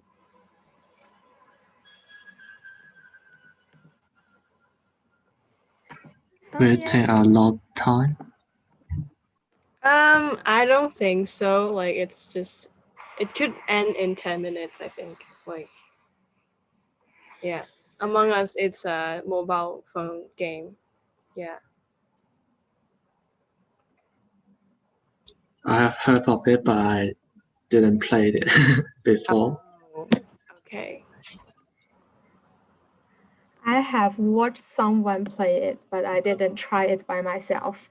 But okay, I don't think it will like spoil friendship, but like I think it does the exact opposite. Like you can just, I mean, it'd be great if we like try to like deceive each other in a nice way, which is kind of entertaining too. So I think it'd be great. Yeah.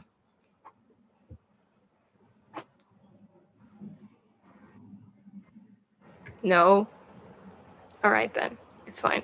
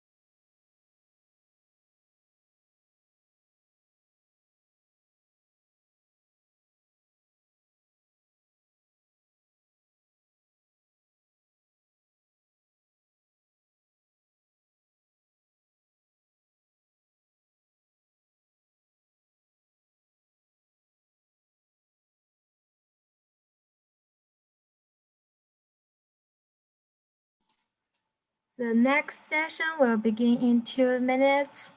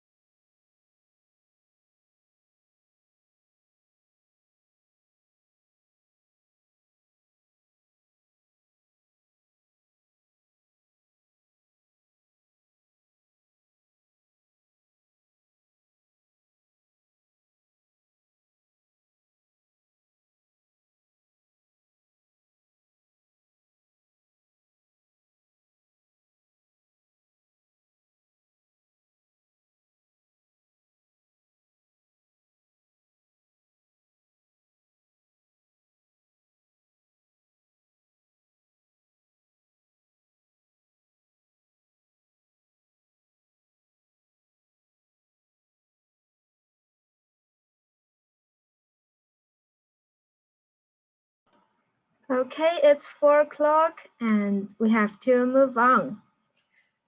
And it's the soft skill training session. It's my great pleasure to introduce you the lecturer of the soft skill training session, Mr. Neil. Hello, Neil. Hi everyone. Just call me Sam. Yep. Yeah. Okay. Sam is currently a founder of 2 startups. The first being People Mentality Inc., which is one of APAC's top 10 HR and employer branding consultancy firm. And his second venture, Stories of Asia, a story tech platform that was set up to empower the Asian community with a voice through storytelling. Sam is an HR professional with accelerated experience in marketing leading companies, and today he wants to discuss how to build a superstar personal brand with us. Sam, please. Thank you. Thank you so much. Let me share my screen first, perhaps. Just give me a second.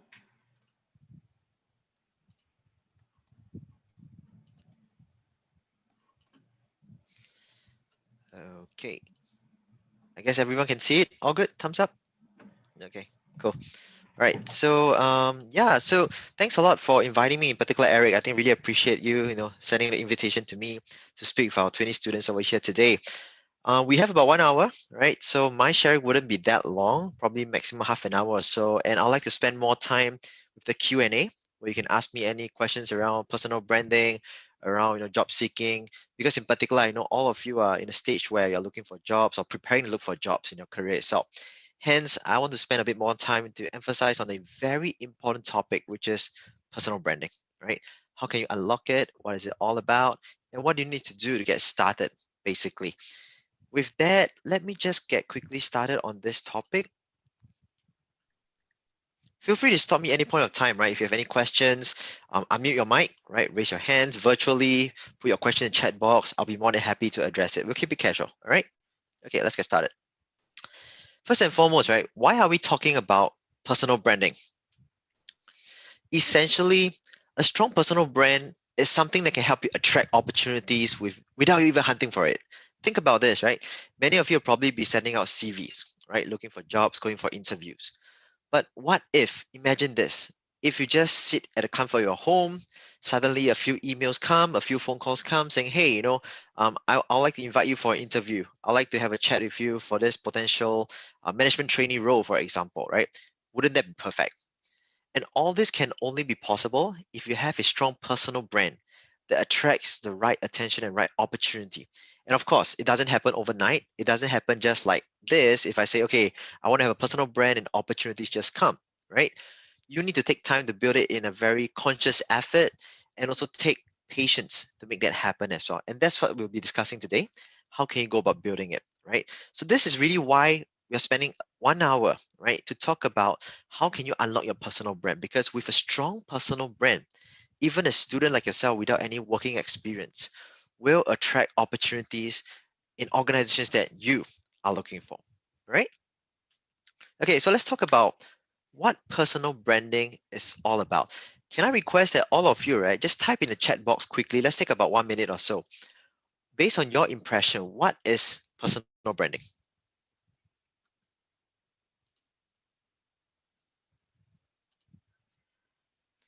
Okay, Hui Kui says your image, thank you. Can I say your reputation? Okay, Yu Xuan says skills. Okay, thank you. Anything else? Anything that comes to mind, one word, there's no right or wrong. I mean, just want to know what your understanding is, basically. Anyone else? We have about 20 of us, right? Unique characteristics, then Qishuo. Union saying reputation. Anything else? Okay, so far we see quite a few mentioning about reputation, characteristics, skills, image, right? Unique trait, niche of a person. Thanks, Winnie. So essentially, let me talk about what it's not first, right?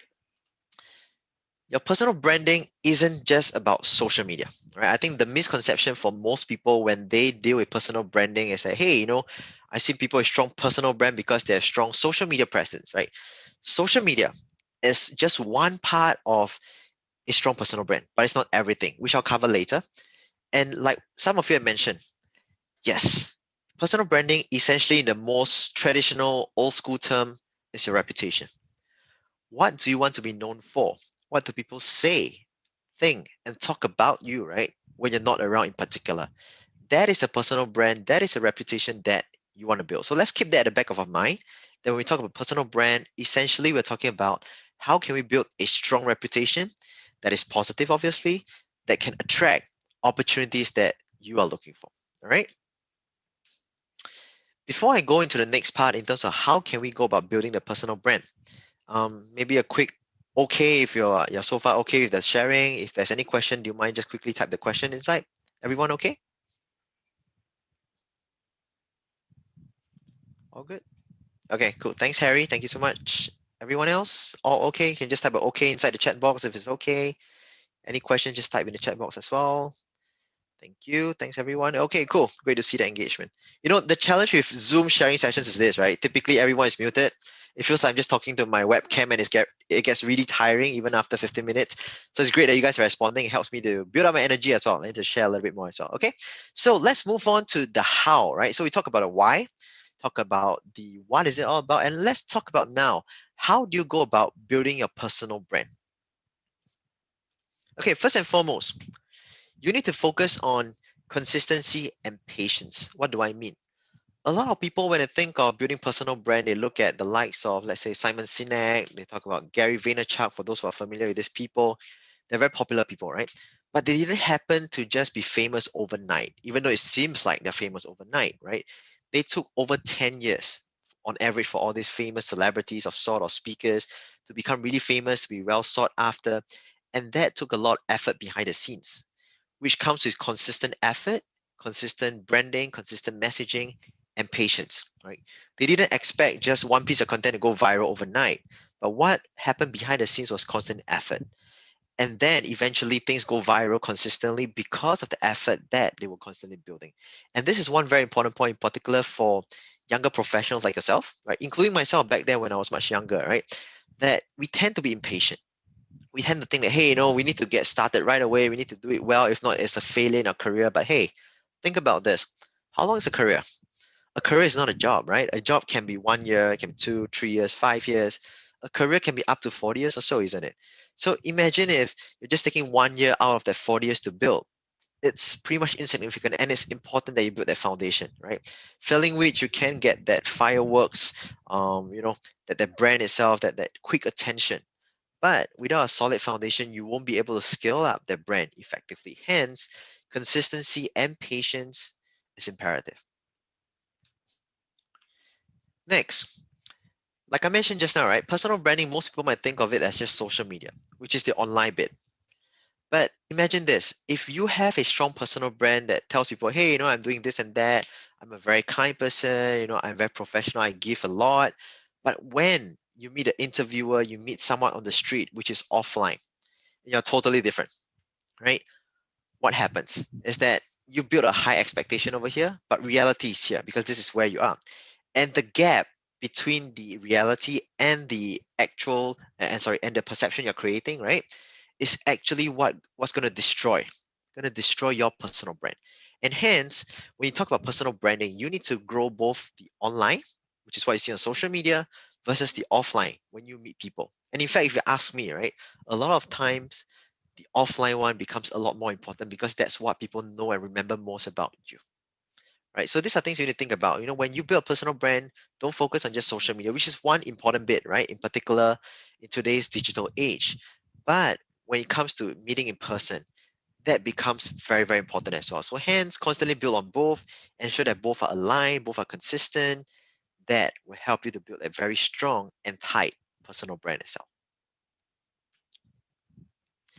Okay, the next point is very interesting, right? We talk about personal brand, and most people might think, okay, so social media, I just need to blast a lot of content online. Offline, I just need to meet a lot of people, and that will help my personal brand. To some extent, yes. But what's more important is this. First and foremost, ask yourself, right? Who is my target audience? Like my case, I'm looking to build my brand around the HR, the employer branding, the business space. And hence, I need to know, right? where the HR people, where the business people, where people are looking at branding, typically pay their attention to. For example, LinkedIn is one. For example, HR magazines could be one.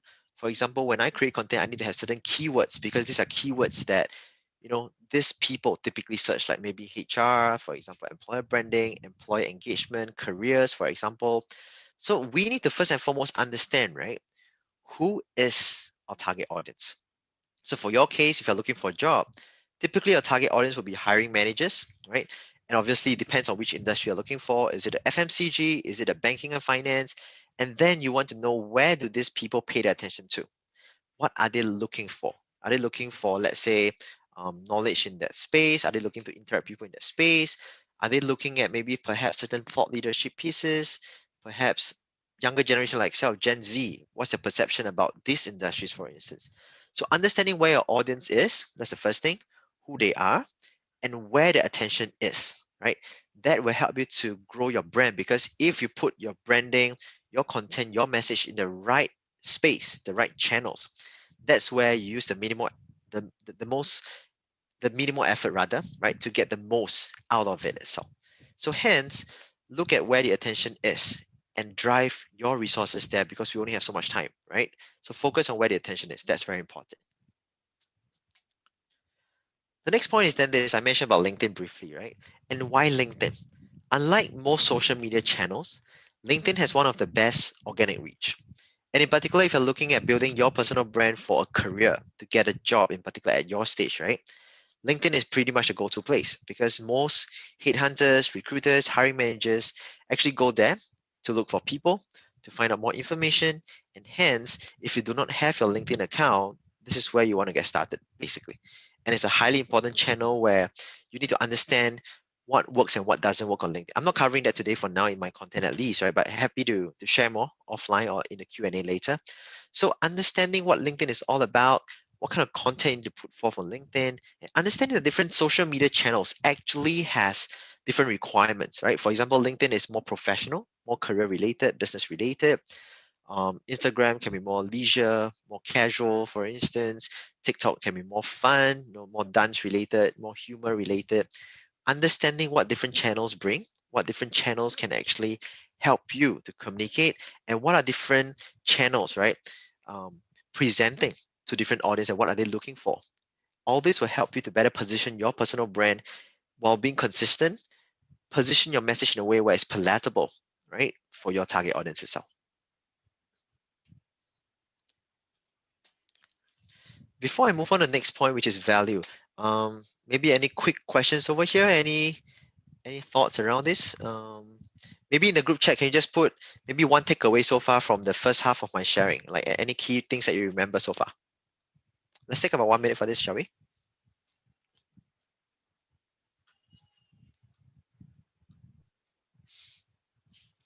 Audience, okay. So Kahan, you're talking about perhaps where the audience is, which is quite important. Yes, thank you for that.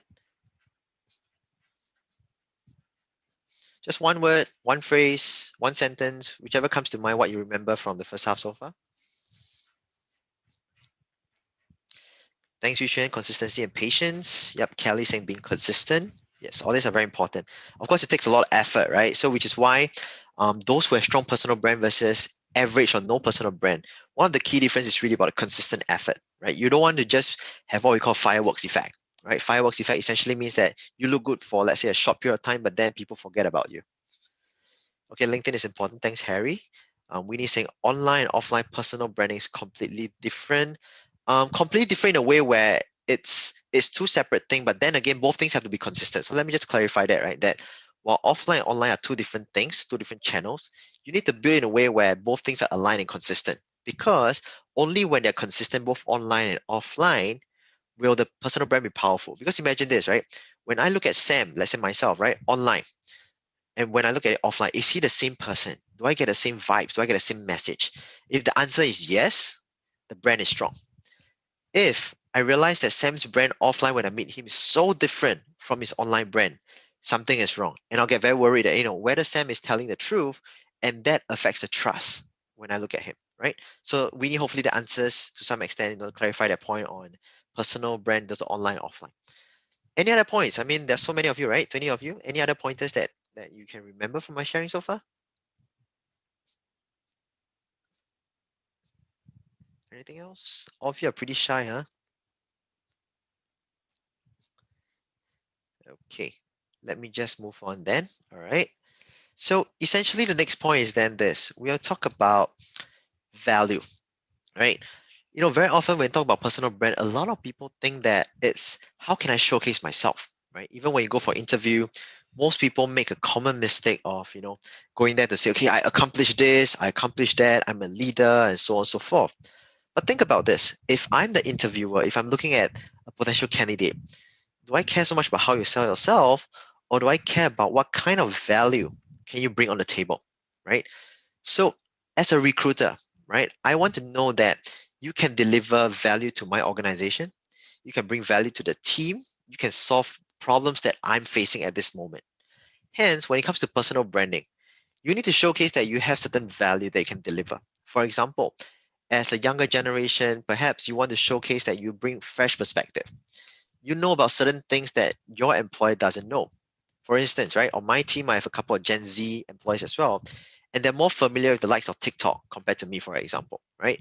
So what I usually do is then I ask for their advice. I learn from them in terms of, hey, so what are some trends on TikTok? What are ways to do it? And what are some things I need to do to get started on my TikTok journey, for example?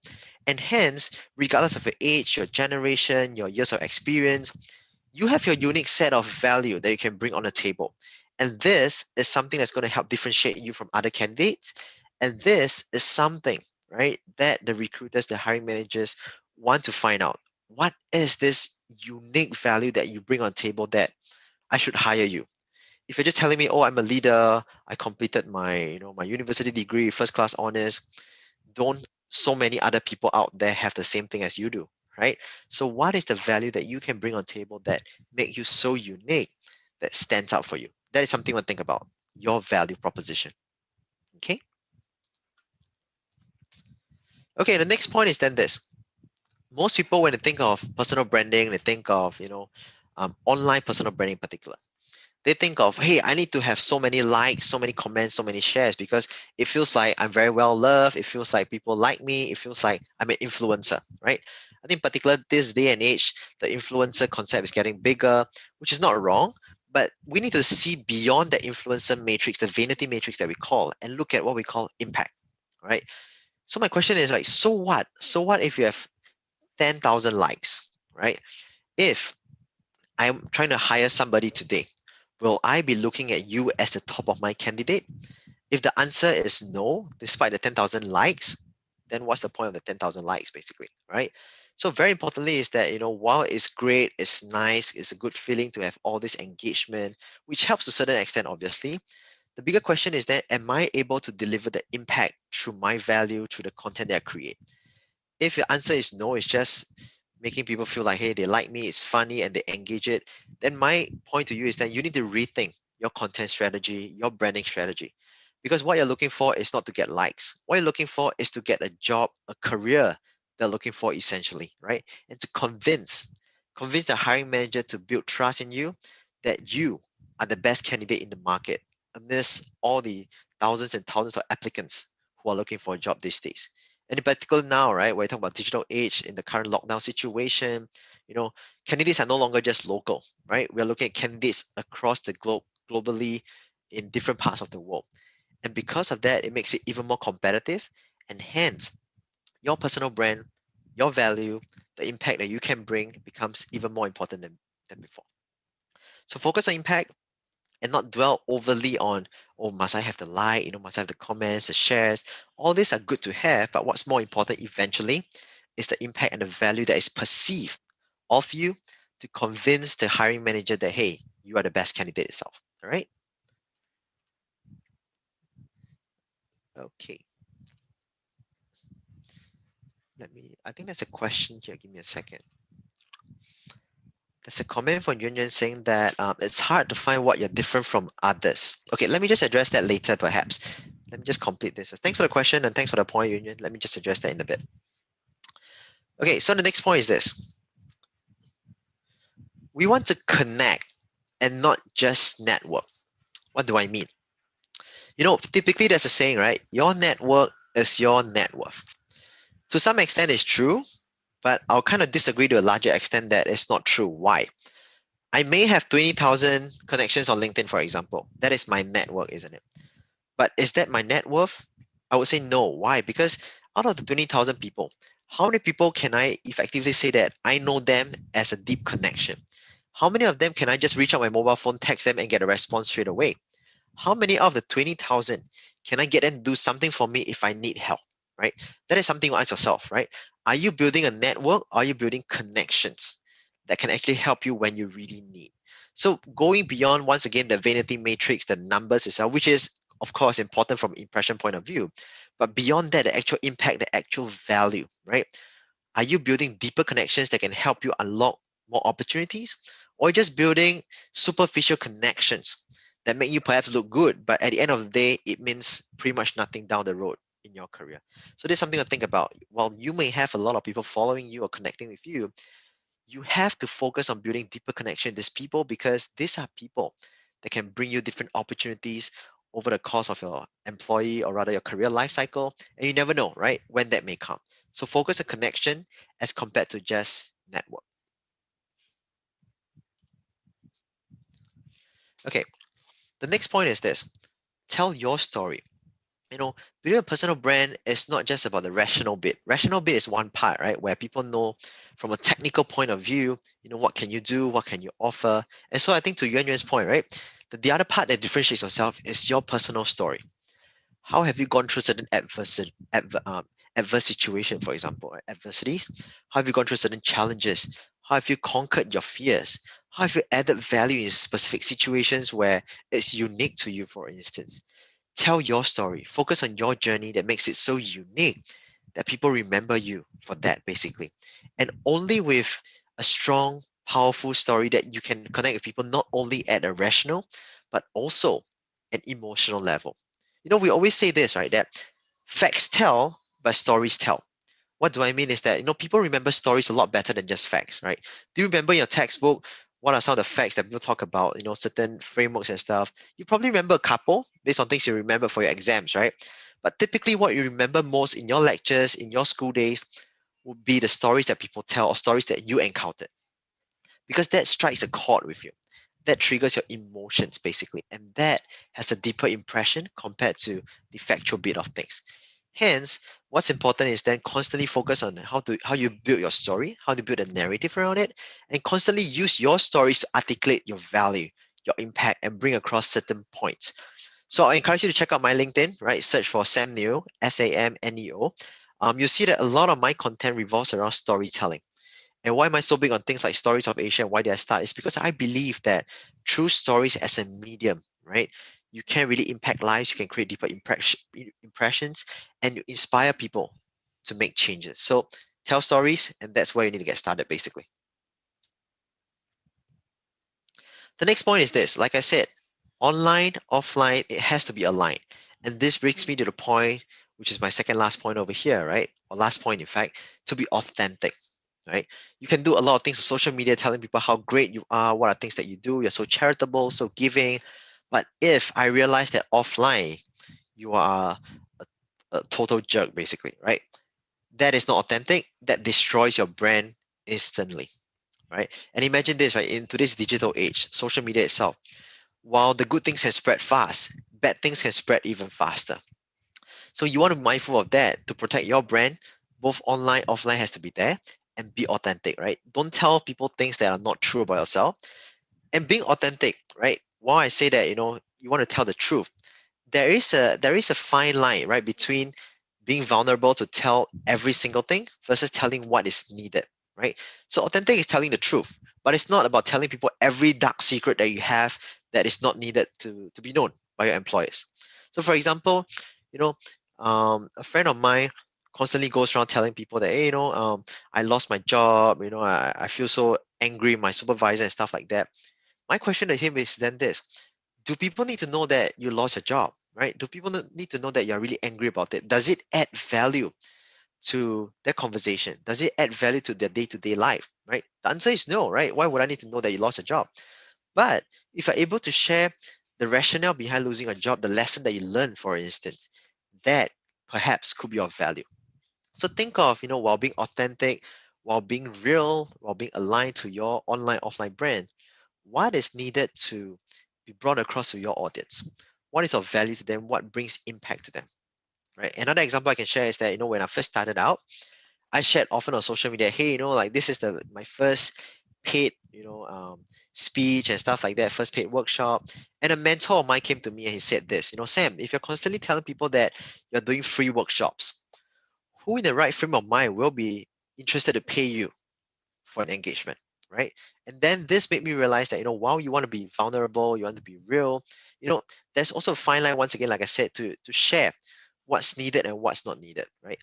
So these are things you want to think about in terms of when you put across your brand on social media, for instance, or when you talk to people in person, right?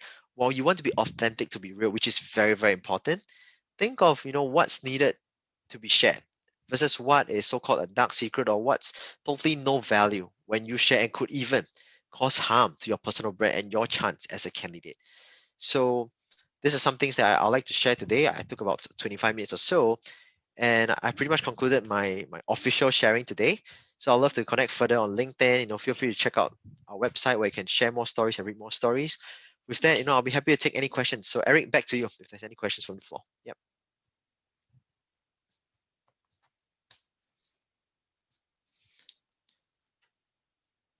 Okay, so feel free. Any questions? Feel free to unmute your mic, put it in chat itself. We have about half an hour. Anything specific to your job search? Anything specific that's not clear about LinkedIn? Yep. Yep. Over to you guys, Eric. Yep.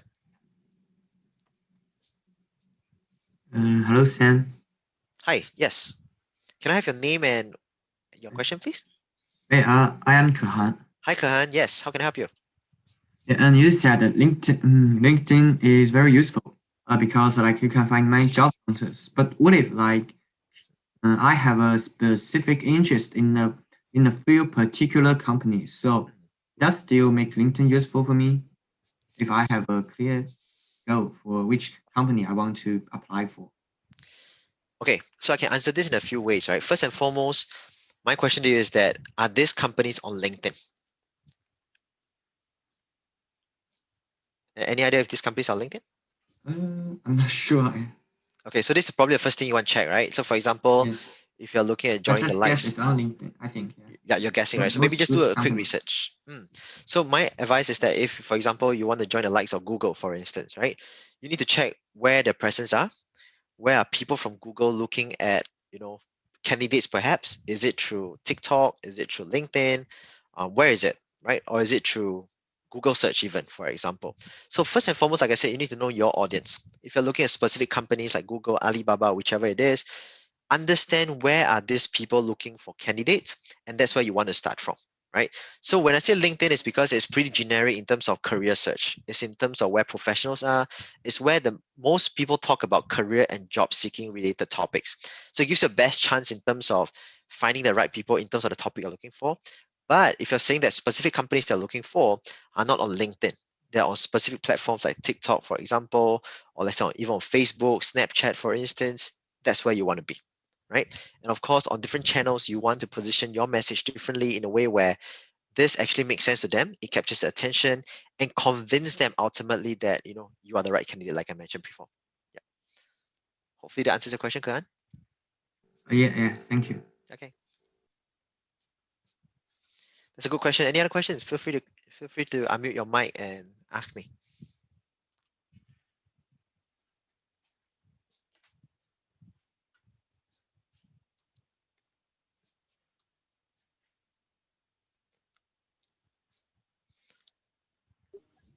How to ask a question? Yes. Hi. May I I'm know who's Harry. that? Hey, Harry. Yes. Hi. Do you think the chance of getting a job is higher through LinkedIn or just sending CV to several different companies? Okay. Good question. I would say that it depends. Why? Okay. If you're just telling me that, hey, I'm just sending CVs, right? Versus I'm just randomly posting on LinkedIn, I would say that perhaps your chance of sending a CV is much higher. because what you're doing on LinkedIn in particular is not very targeted, right? But if you're telling me that you're building a conscious effort on LinkedIn in terms of understanding where your target audience is, what kind of content they're looking for, consistently building a name, a brand for yourself where you make yourself an attractive candidate, for example, in the banking and finance industry, I would say that your chances are a lot higher on LinkedIn compared to randomly sending a CV, because as a recruiter, typically I won't look at every single CV. I'll spend probably just about 10 seconds to a minute, depending on how attractive the CV is, to review it, right? And usually recruiters on average, they just look at keywords, whether they match or not, and it's difficult to stand out in that sense. So if you're able to use LinkedIn in a very meaningful way, building a brand, understanding what your target audience is looking for, having content that stands out, that attracts and adds value. Once again, like I said, adds value to your target audience. That's what increases your chance a lot more compared to just sending random CV. Let me give you an example, right? So back in my corporate days when I was still, of course, a corporate HR employee, I get a lot of phone calls from headhunters without looking for any job. Right? That's because I constantly write HR articles online, and they capture attention not only from headhunters but also from hiring managers. The impression is that, hey, Sam is a professional in HR space. Sam has credibility. Sam is mature. Sam knows what he's talking about, right? And that created a lot of opportunity for me.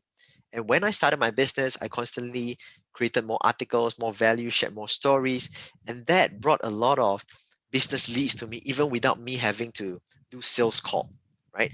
And that helped grow my business a lot in the region in 7 countries now, for the very fact because I was using LinkedIn in a very conscious effort to build my brand, to let people know who I am, what my story is, and more importantly, like I kept emphasizing, what is the value that I can offer you if you work with me. So Harry, hopefully that answers the question in terms of whether submitting CV versus LinkedIn. So I would say that regardless of what platform, once again, to even to Kahan's point, right, is understanding your audience first and foremost, and how do you what kind of value can you bring to them in the different channels, the different platforms to sell, and that will give you a lot a higher, better chance, right, in terms of getting the job eventually. So hopefully that helps you, Harry. Yeah. Thank you. Okay. Okay, I see a question in the chat box. Okay, let's see. So Yuan Yuan is saying it seems that LinkedIn not so popular in mainland China. Do you feel tired sometimes when doing setup companies, and how do you overcome that? Okay, so these are three questions, right? So let me answer the first one first. So LinkedIn is not so popular in mainland China. So I'll say that depends on which country you're in, right? And where your audience is looking for the information once again, right? So for example, in China, perhaps Douyin is more popular, right? Perhaps Weibo is more popular. Use all these channels, right, to create attention for yourself. And understanding what are things that people look for in all these popular channels will help you to frame and shape your content. So first and foremost, really audience and channel.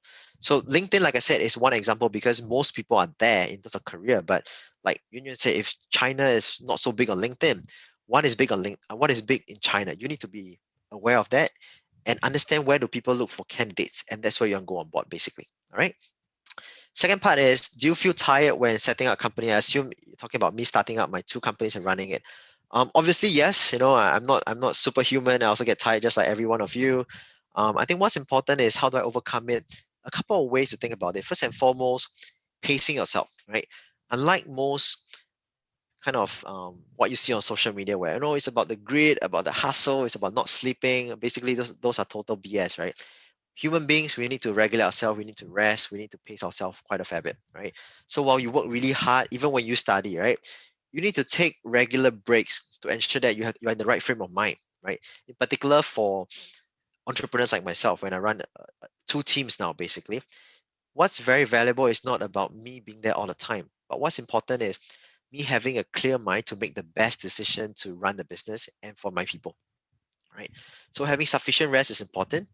Having sufficient breaks when I realize that, hey, I'm starting to make mistakes, I'm starting to not think clearly. That's why I start thinking, okay, do I need to take certain breaks? Maybe go for a short walk, taking a nap. Maybe it's time for a holiday. Maybe it's time to do a quick meditation, which I do quite a fair bit as well. Even just before this session, I did a quick meditation because I had a very busy day today, writing a lot of proposals, a lot of meetings and stuff. So having a short meditation break to free up your mind, all these things help. And of course, how do you overcome that is to constantly break down problems into smaller issues, right? So I think a lot of people see challenges in front of them as one big chunk, right? So for example, I'm not getting a job, for example, right? So this is maybe the problem you're facing. I'm not getting a job.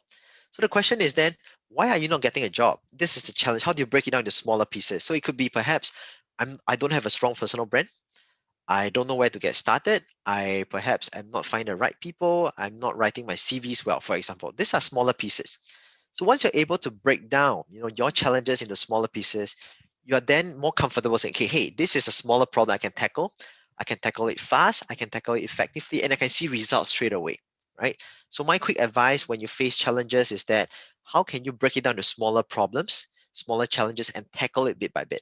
Because it's human nature, that if you're able to solve problems bit by bit, overcome certain things to get small wins, we get more confident, right? We build momentum and we want to do more, and it helps us get closer and closer to the end goal itself. So those who play games, right, mobile games, video games, you realize that the different levels, right, we level 1, 2, and 3, for example, gets tougher and tougher. And usually it starts simple because the developers want you to build confidence, right? They want you to get hang of it. They want you to feel like, hey, I can actually do it, and you feel closer and closer to the end goal. And likewise, right?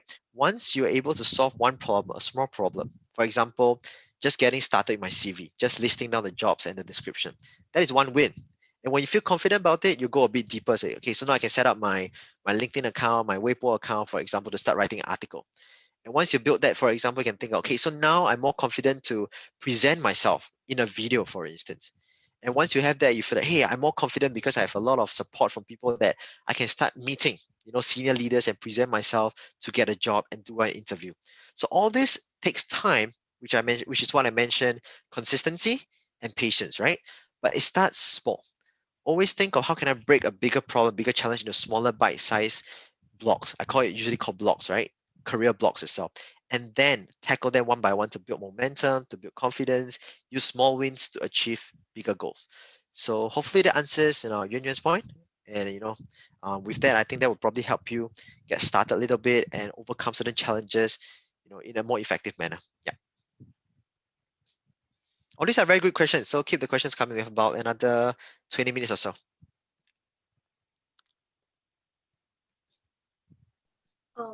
Hi Sam. So Hi. ask a question. As you mentioned that it's important to deliver your own unique value to your audience, but I just wonder of how to deliver the value, because I feel like we're all like ordinary student and yeah, we're doing our own degree and we sometimes do some volunteer work. And yeah, sometimes it really struggled with me when I write my cover letter and I just say, oh, I want to bring like some fresh perspective, like all these kind of cliche things. But I don't know exactly how to do it. Okay. That's Angel, right? I call you Angel. Yep. Thanks for the question. I think that's a common misperception. I would say misperception by students, right? Thinking that, hey, we are all the same. Just because we don't have working experience, we don't have any value to bring on a table. You're not exactly wrong, but I think it's a common misperception because every single one of you here, right, has value that you can deliver. Like I shared a previous example just now, for instance, a lot of employers these days, they want to understand what people of your generation are thinking. For example, they want to know like how TikTok works, right? What is the consumer behavior of you? What are people of your generation thinking when it comes to online shopping, for instance, right? So depending on what kind of job you're looking for, first and foremost, you need to think, okay, what do they need? What's missing? So for example, if I'm looking for a e-commerce job, let's say I want to work for Alibaba, right? For instance, and I want to apply for an e-commerce role, chances are they want to know that you can actually just give me a second. Yep.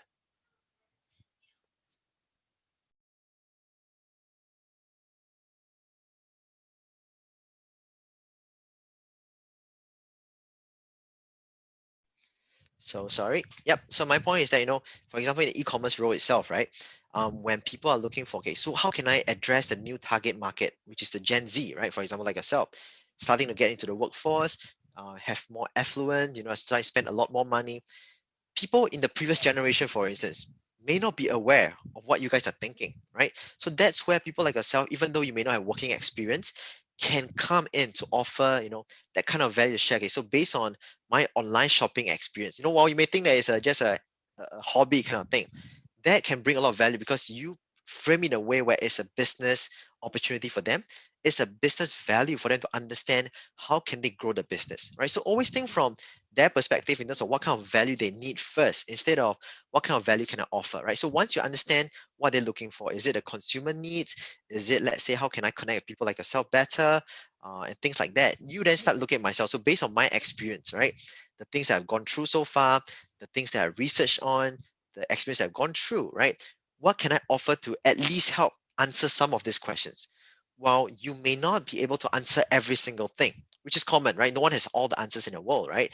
But what's more important is then, can I help them get closer to the answer? And by showing that you have the potential to give more, by showing you have the potential to answer some of these questions, it puts you in a better state than just someone saying that, hey, I can lead teams, like Angel said, right? I can lead teams, I can solve problems, like critical thinking, but what kind of critical thinking do you have if you can't even solve my problems, basically? So hopefully that answers all your question, Angel, in terms of understanding first and foremost, what is the specific role you're looking at? What are the problems they're trying to solve? What is the value that potentially they need? And then from there, how can you match that to deliver that kind of value, right? So that will probably get you started to some extent. Hopefully that answers your question. Yeah, definitely. I think because I'm now currently studying law, but I'm very interested in the intersection between law and technology, and that's why I applied for some tech firm or law firm. But I seldom think from their perspective, to really give them or to write about what do they need. Yeah. So I think if I can just put things in context for you, right? So for example, tech, right? So tech is evolving really, really quickly, perpetually, right? And people are constantly thinking, how can I, for instance, if you're looking for a UX UI role, which is a kind of front end development role, for instance, right? Companies rather want to know, how can I create a best user interface, the best experience for my users? And these users, depending on the shift itself, it could be people like yourself, right? It could be people who are like your parents' age, for example. If you understand these people well enough, you can then provide the right value to them. Say, hey, based on my research and my understanding, including my insights, right? This is what potentially you need to consider, right? From a UX UI perspective. And that adds a lot of value. So, the best part about this current day and age is that so much information is available on the internet, right? I mean, someone can say I have 20 years experience, but if you put in enough effort in a month, researching enough, I'm pretty sure you can at least match up the certain knowledge that the 20 years experience guy has, right? Of course, certain things you cannot learn overnight in terms of how you handle certain unique issues and stuff like that. But if it comes to generic knowledge, it comes to industry knowledge at a surface level, right? A lot of things can be learned on YouTube, Google, even on social media in general. It's just a matter of whether or not you know where to find them and whether or not you put in the effort to find them, right? So being equipped is constantly important, which comes with the consistency effort, which I talk about, right? Patience, consistent effort, and then studying what your audience is looking for, what do they want, and all this will help you put in a lot better position when you put yourself out as a candidate, when you put yourself out as a brand, and people look at you as a unique brand and one that stands out compared to just an average student that many out there are, basically. Yeah. Yeah, got it. Okay. All the best. Okay, let's see. Is there a question? Okay, there's a question here. Let's see.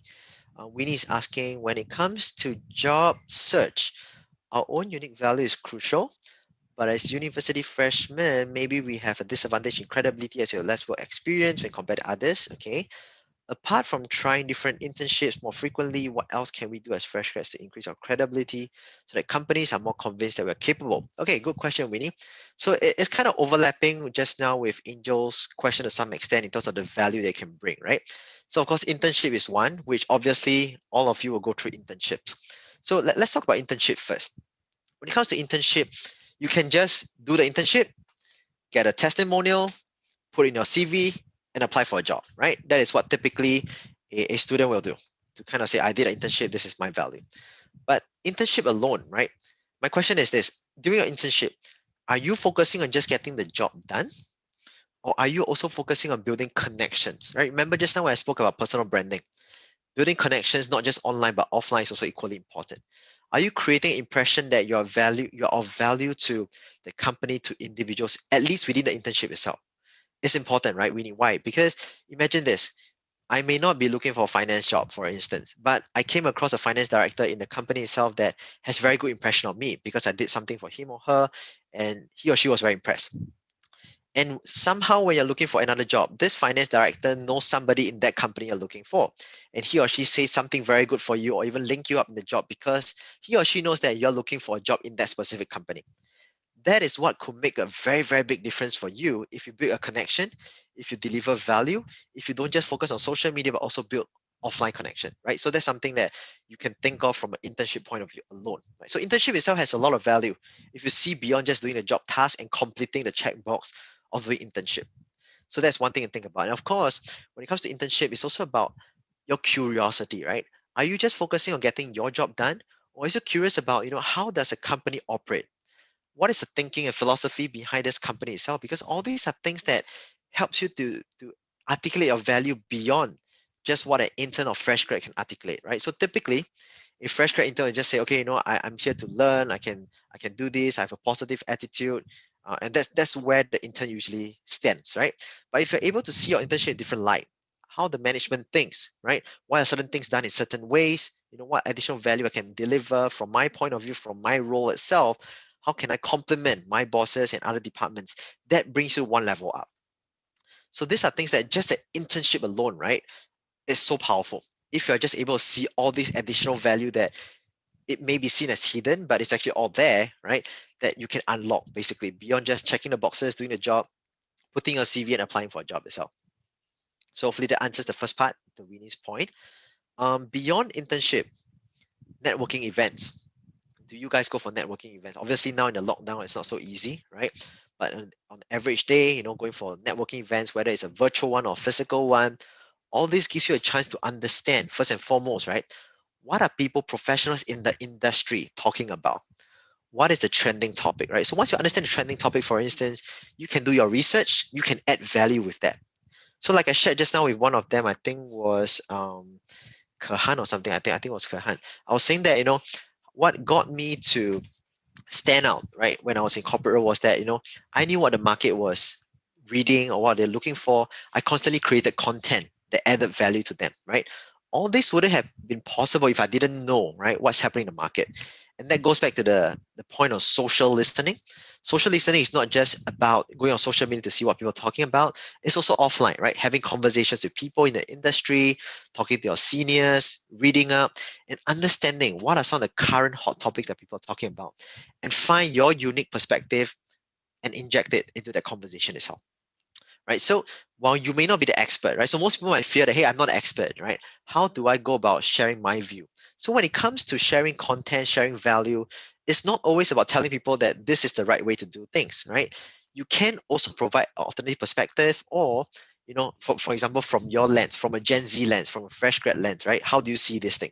It's not right or wrong, but it's your perspective, right?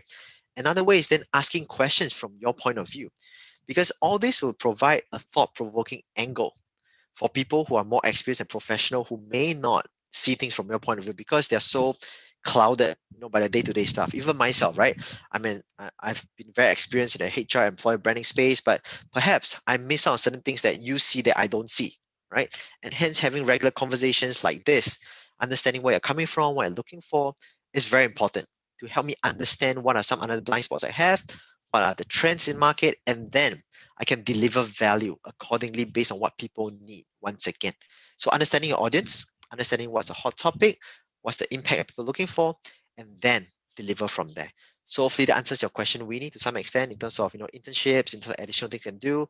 It really goes back a lot to the homework that you do and really building connections and constantly finding ways to give value instead of just showcasing yourself. Yeah, so all these are very important points that hopefully helps you yourself. Yeah.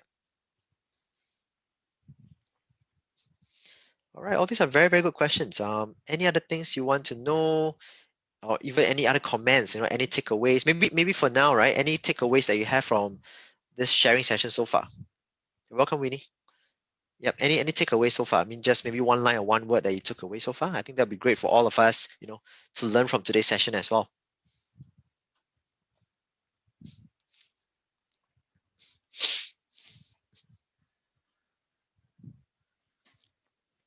Can we just type in the chat box maybe? Just take about 30 seconds.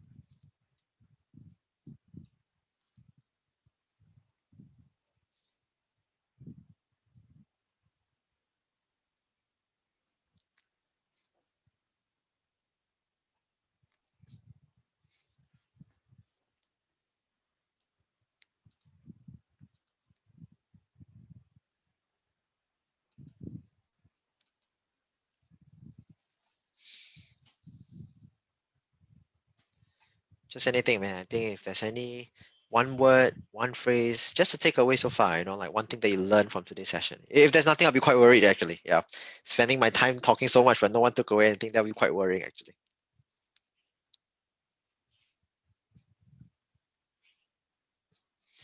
Okay, Harry says branding yourself through online, offline. Yep, thanks, Harry. That's highly important actually.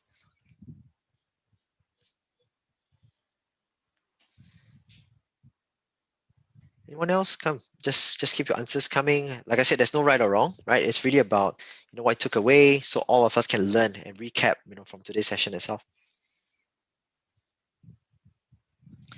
All right, I like this. Kelly says small steps lead to big results. Yes, Kelly, that's very, very important. Very often we think of challenges, we think of goals that are so big, and when we don't get there within a short time frame, we get very disappointed, right? We feel that we haven't been achieving anything. But whereas actually, if you're able to break it into smaller blocks, smaller steps, all these small wins will build confidence and get you closer to the end goal itself. So thanks, Kelly. Thanks for this sharing itself. Any other pointers? All right, Angel saying that have the courage to really connect with people and deliver value. Yes, I think courage is an important thing. I think to Angel's point, right? Most of us might be afraid that, hey, like, what if I'm just a student and people don't want to connect with me? My simple point to you is this, right? If you send a LinkedIn connection with somebody, if you just go and say hi, what is the worst case scenario?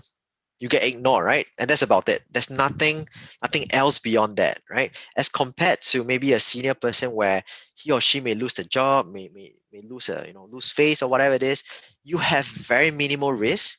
You have very minimal things to lose at this stage, and this is the best time for you to pluck up the courage to try as many things as possible. This is the best time for you to make mistakes, whether through your experimentation, your value delivery, through your connections. It's fine. We all make mistakes. And at this stage of your career, you're still really young. It's the best time to learn and make mistakes. And no one will really penalize you that much compared to people my age or people who are even more senior from that. So that's a great point, Angel. Yeah. Anything else? Any final comments, questions? Can I ask you another question? Yes, go ahead, Angel.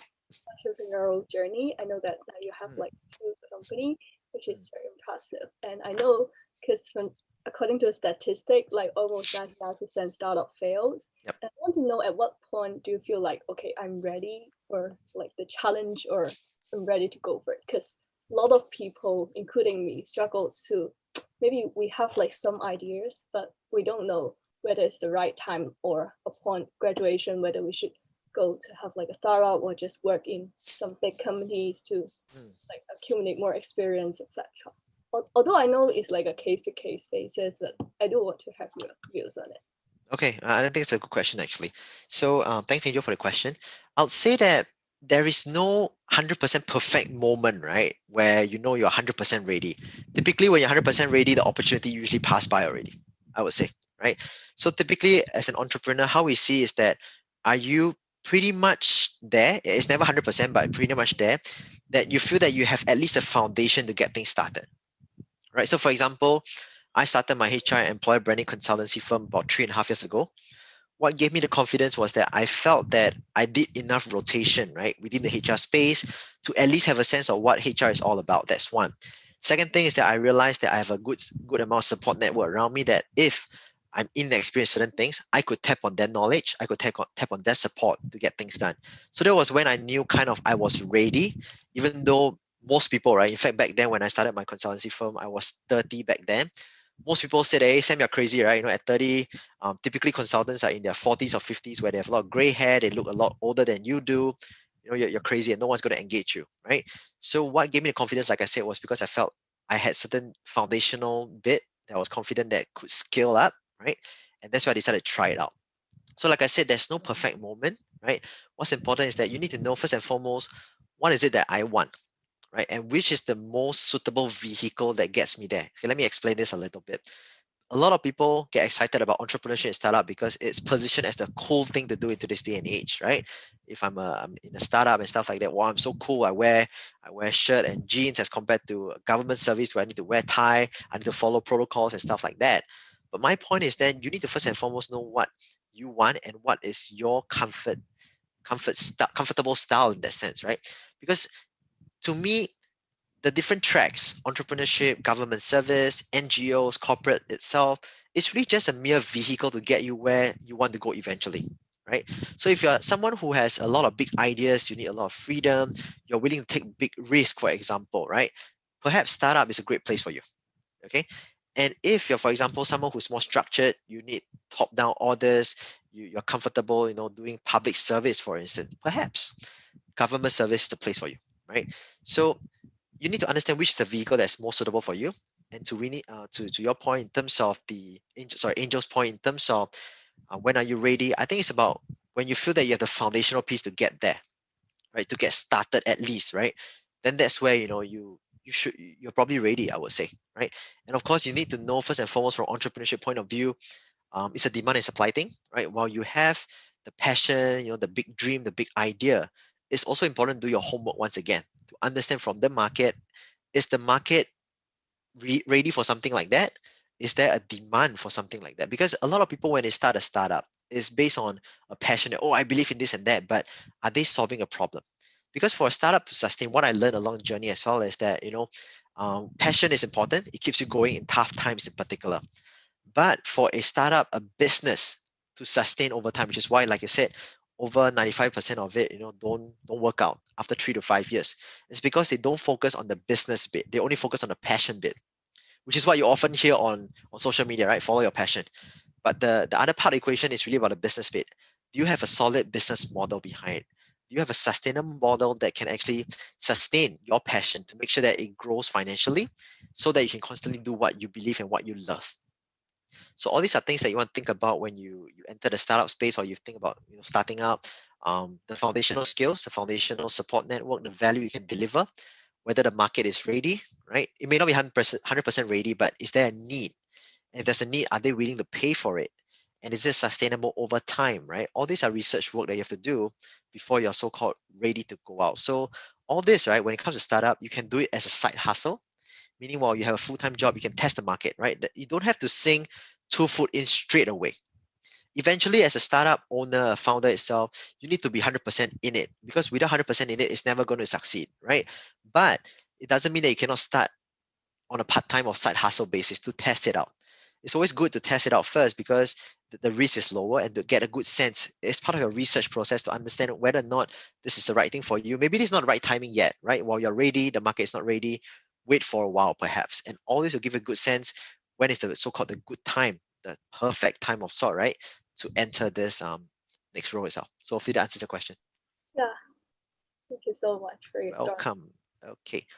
So the next one is, let me see. What's the next question? Kahan is asking, will a master degree or doctor degree gain a lot more competence when seeking for a job? Okay, so I think increasingly in the market, one of the common problems we see, right, is that people pay too much attention to just paper chasing, getting certifications, right? I need a doctor degree and a master's degree. I need to have this cert, that cert. My simple point to them is, if I'm a hiring manager, right, do I care about the paper that you have, or do I care about the competency that you have to deliver and solve a problem, right? So if you tell me that by taking a master degree, right, I'm equipping myself with this skill set, this competency that adds more value to my brand, to myself, and make it more attractive to a company, I'll say go for it. Go for a master degree, right? But if you're thinking of just getting a master degree to look good because you have a master degree, but in fact, during the master degree itself, you're not learning anything, you're not adding any value to yourself, then my point is, why are you wasting that money and time? So it's not a definite yes or no answer, but it goes back to a point where, are you adding value to yourself? Are you adding competency, skill sets that is of value to your potential employer? That is more important than just paper chasing itself. So hopefully that answers Kahan's question itself. Then we have Winnie asking, let me see.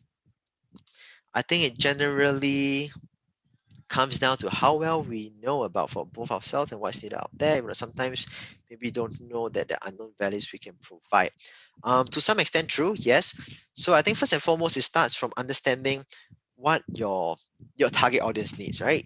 So that comes with research, that comes with talking to people, and that is the foundation piece, right? Once you know what problem is bugging them, it then comes down to understanding, how can I offer a solution in one way or another to solve that problem.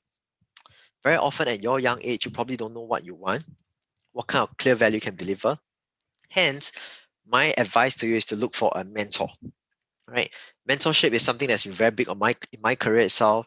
And I was, it would be great if I had a mentor even earlier in my career, but of course I had it a bit later, but better late than never.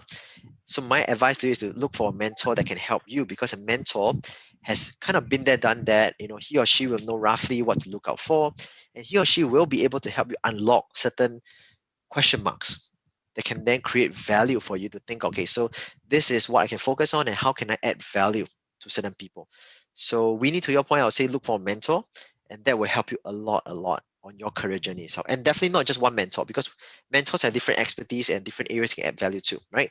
One could be in terms of job seeking, one could be in terms of building personal brand, one could be in terms of public speaking, business, whatever it is. So having more mentors in different phase of your life, different parts of your life to complement certain things, different aspects of things that you're looking for is very critical, right? So we need to look for a mentor, and I'll highly encourage that. And Yuan Yuan is asking, it's hard to find enough money to start a company, right? So do you use yours at first? Quick answer, yes. Everything so far has been self-funded. I think you need to think of what kind of business you want to do. So I think there are a lot of so-called free money out in the market, right? Venture capitalists, you have angel investors, you of course can do things like bank loan, you can borrow from friends and family. I don't think money is a real issue. The key issue is, are you able to create something of value that can solve a problem that's of value to the market itself? I think that's the first thing you think about if you want to start a company, right? And then you think from a financial projection point of view, how much money do I need, right? Do I need a startup capital, let's say $5,000? Can I afford myself? Can I borrow from my family first, right? Because before thinking of getting people's money, just start by thinking, am I able to afford it to some extent? Why? Because for most startups, you don't want to give up equity too much of it, at least, right, at the onset, because you want to build a startup with substantial value before selling off bit by bit in different rounds, your Series A, Series B, seed funding, and maybe eventually sell it off depending on what your vision is, right? If you give up too much at the onset when it's so cheap, right, what happens is that you lose a lot of value. And once as a founder you lose, let's say, 50% of your company right at the beginning, your interest level drops immediately, right? Because you feel that it's no longer me working for myself and I'm working for somebody else. So I think this is something to think about when it comes to fundraising, when it comes to growing a company from a financial point of view, that you need to balance between the ownership of company, building it up first, in terms of when is the right time to get investments. And even investments, right? You don't look for purely people who are just there to throw in money. Are you looking for strategic partners? Which is why when it comes to startup, a lot of people don't start alone. They start with co-founders. And co-founders could be people who are injecting funds, right? And that's where you get your money. And you are the one as a student, perhaps, to build in what we call sweat equity. Sweat equity basically means that you don't pump in funds, but you focus a lot on putting all your time and sweat in. So typically in a startup, it can be, let's say, a more senior person who comes with the money and certain expertise, connections that perhaps don't do as much legwork, and someone who's really young and entrepreneurial who does, let's say, the CEO role and put in a lot of effort but doesn't have money to pump in. So that's where you can find a good mix, in terms of your founding team itself to grow the company. Of course, beyond that, we can look for funding with angels, with venture capitalists, but of course, like I said, be wary of some of these conditions that come with it and what you are exchanging, in exchange for your money, in exchange for your equity and your stake in it. All these are things that you need to consider, because, like I said, it affects how you run the company eventually in the longer term. It affects your control, affects your interest level as well. So hopefully that answers Yunyan's question as well. Yep. So I guess we are pretty much, 5:05. Happy to take any further, maybe one last question, if any. If not, I'll hand the time back to the team. Eric. Yep. Any final questions? Okay, Angel has one more question. Let's see.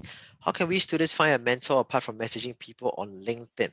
Okay, so yeah, so one way, Joy Stories of Asia. In fact, now we have a mentoring program that just closed recently.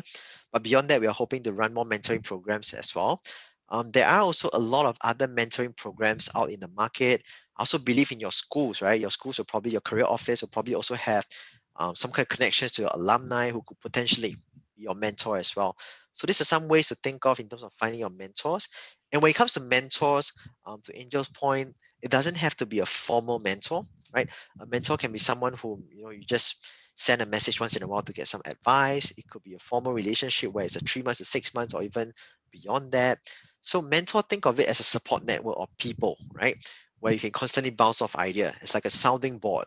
It's like a place to stress test your ideas, for example, to get clarity.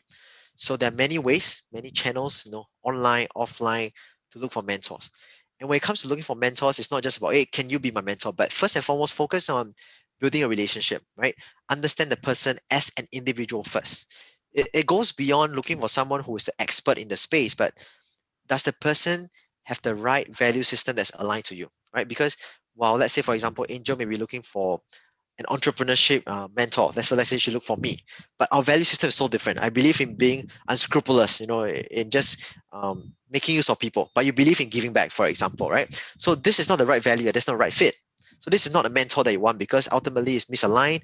Whatever I say, while I may be the expert in the market, right, it doesn't fit your needs. So when looking for mentor, build a relationship first. Find someone that fits your value system, someone that you feel really comfortable that you can trust. Because without trust, you're unable to open up, and the mentorship relationship will not work out. So hopefully that helps, Angel. Yep. Okay, so with that, yep, I think I pretty much shared quite a fair bit. My advice is, if I may invite you to connect me on LinkedIn, right? Like I said, you can search Sam Neill on LinkedIn. Check out Stories of Asia. We have a lot of stories. You can also share your story to build your personal brand, and love to connect further. Feel free to drop me a private message if you need any help from there. Right. So thank you so much. Thank you for your time. Really appreciate it. Yeah. Okay, thank you, Sam. Thank you for your sharing.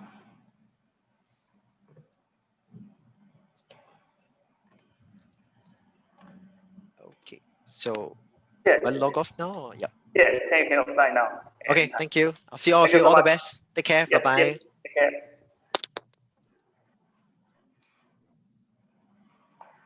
Well, okay, today's venture is basically come to an end here. Today we have an executive dialogue with Miss Lin Zhu and played the game of two truths and one lie together. After that, we have a fantastic training session with Sam to learn about our personal branding. Are you feel good today? Do you learn anything useful? Well, if you want to share more or play games that mentioned before, you can stay in the Zoom and it will still open for about half an hour for you to communicate. And don't forget to come on time tomorrow. Thank you for your attendance.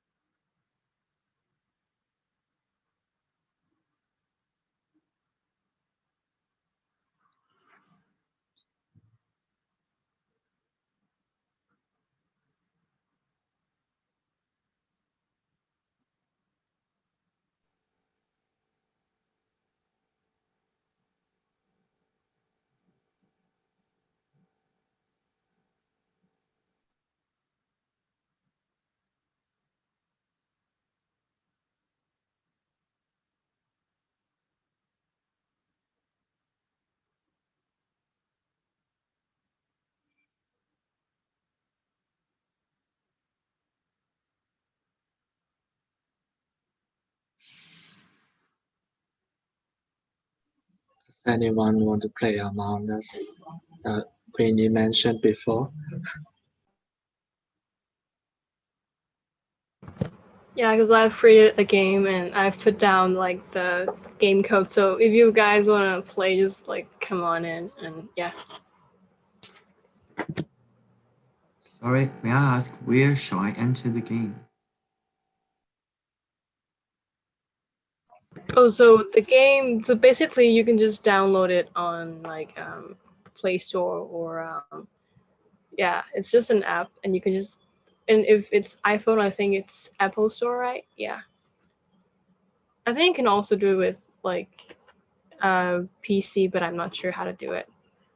But I think like the game is on mobile phone as well, so yeah. Wait, what's the game again? I missed that part. The game is called Among Us. Yeah. So basically, it's I'm not sure if you guys have heard of this game in Chinese, which is Long and Sa. It's basically the space edition of this, but you still have to do tasks during the game. And so the killer is called the imposter in the game. So basically, the imposter will go around and kill other crewmates, and then each time a dead body is found, then we have to host an emergency meeting to vote someone out as the imposter. Yeah.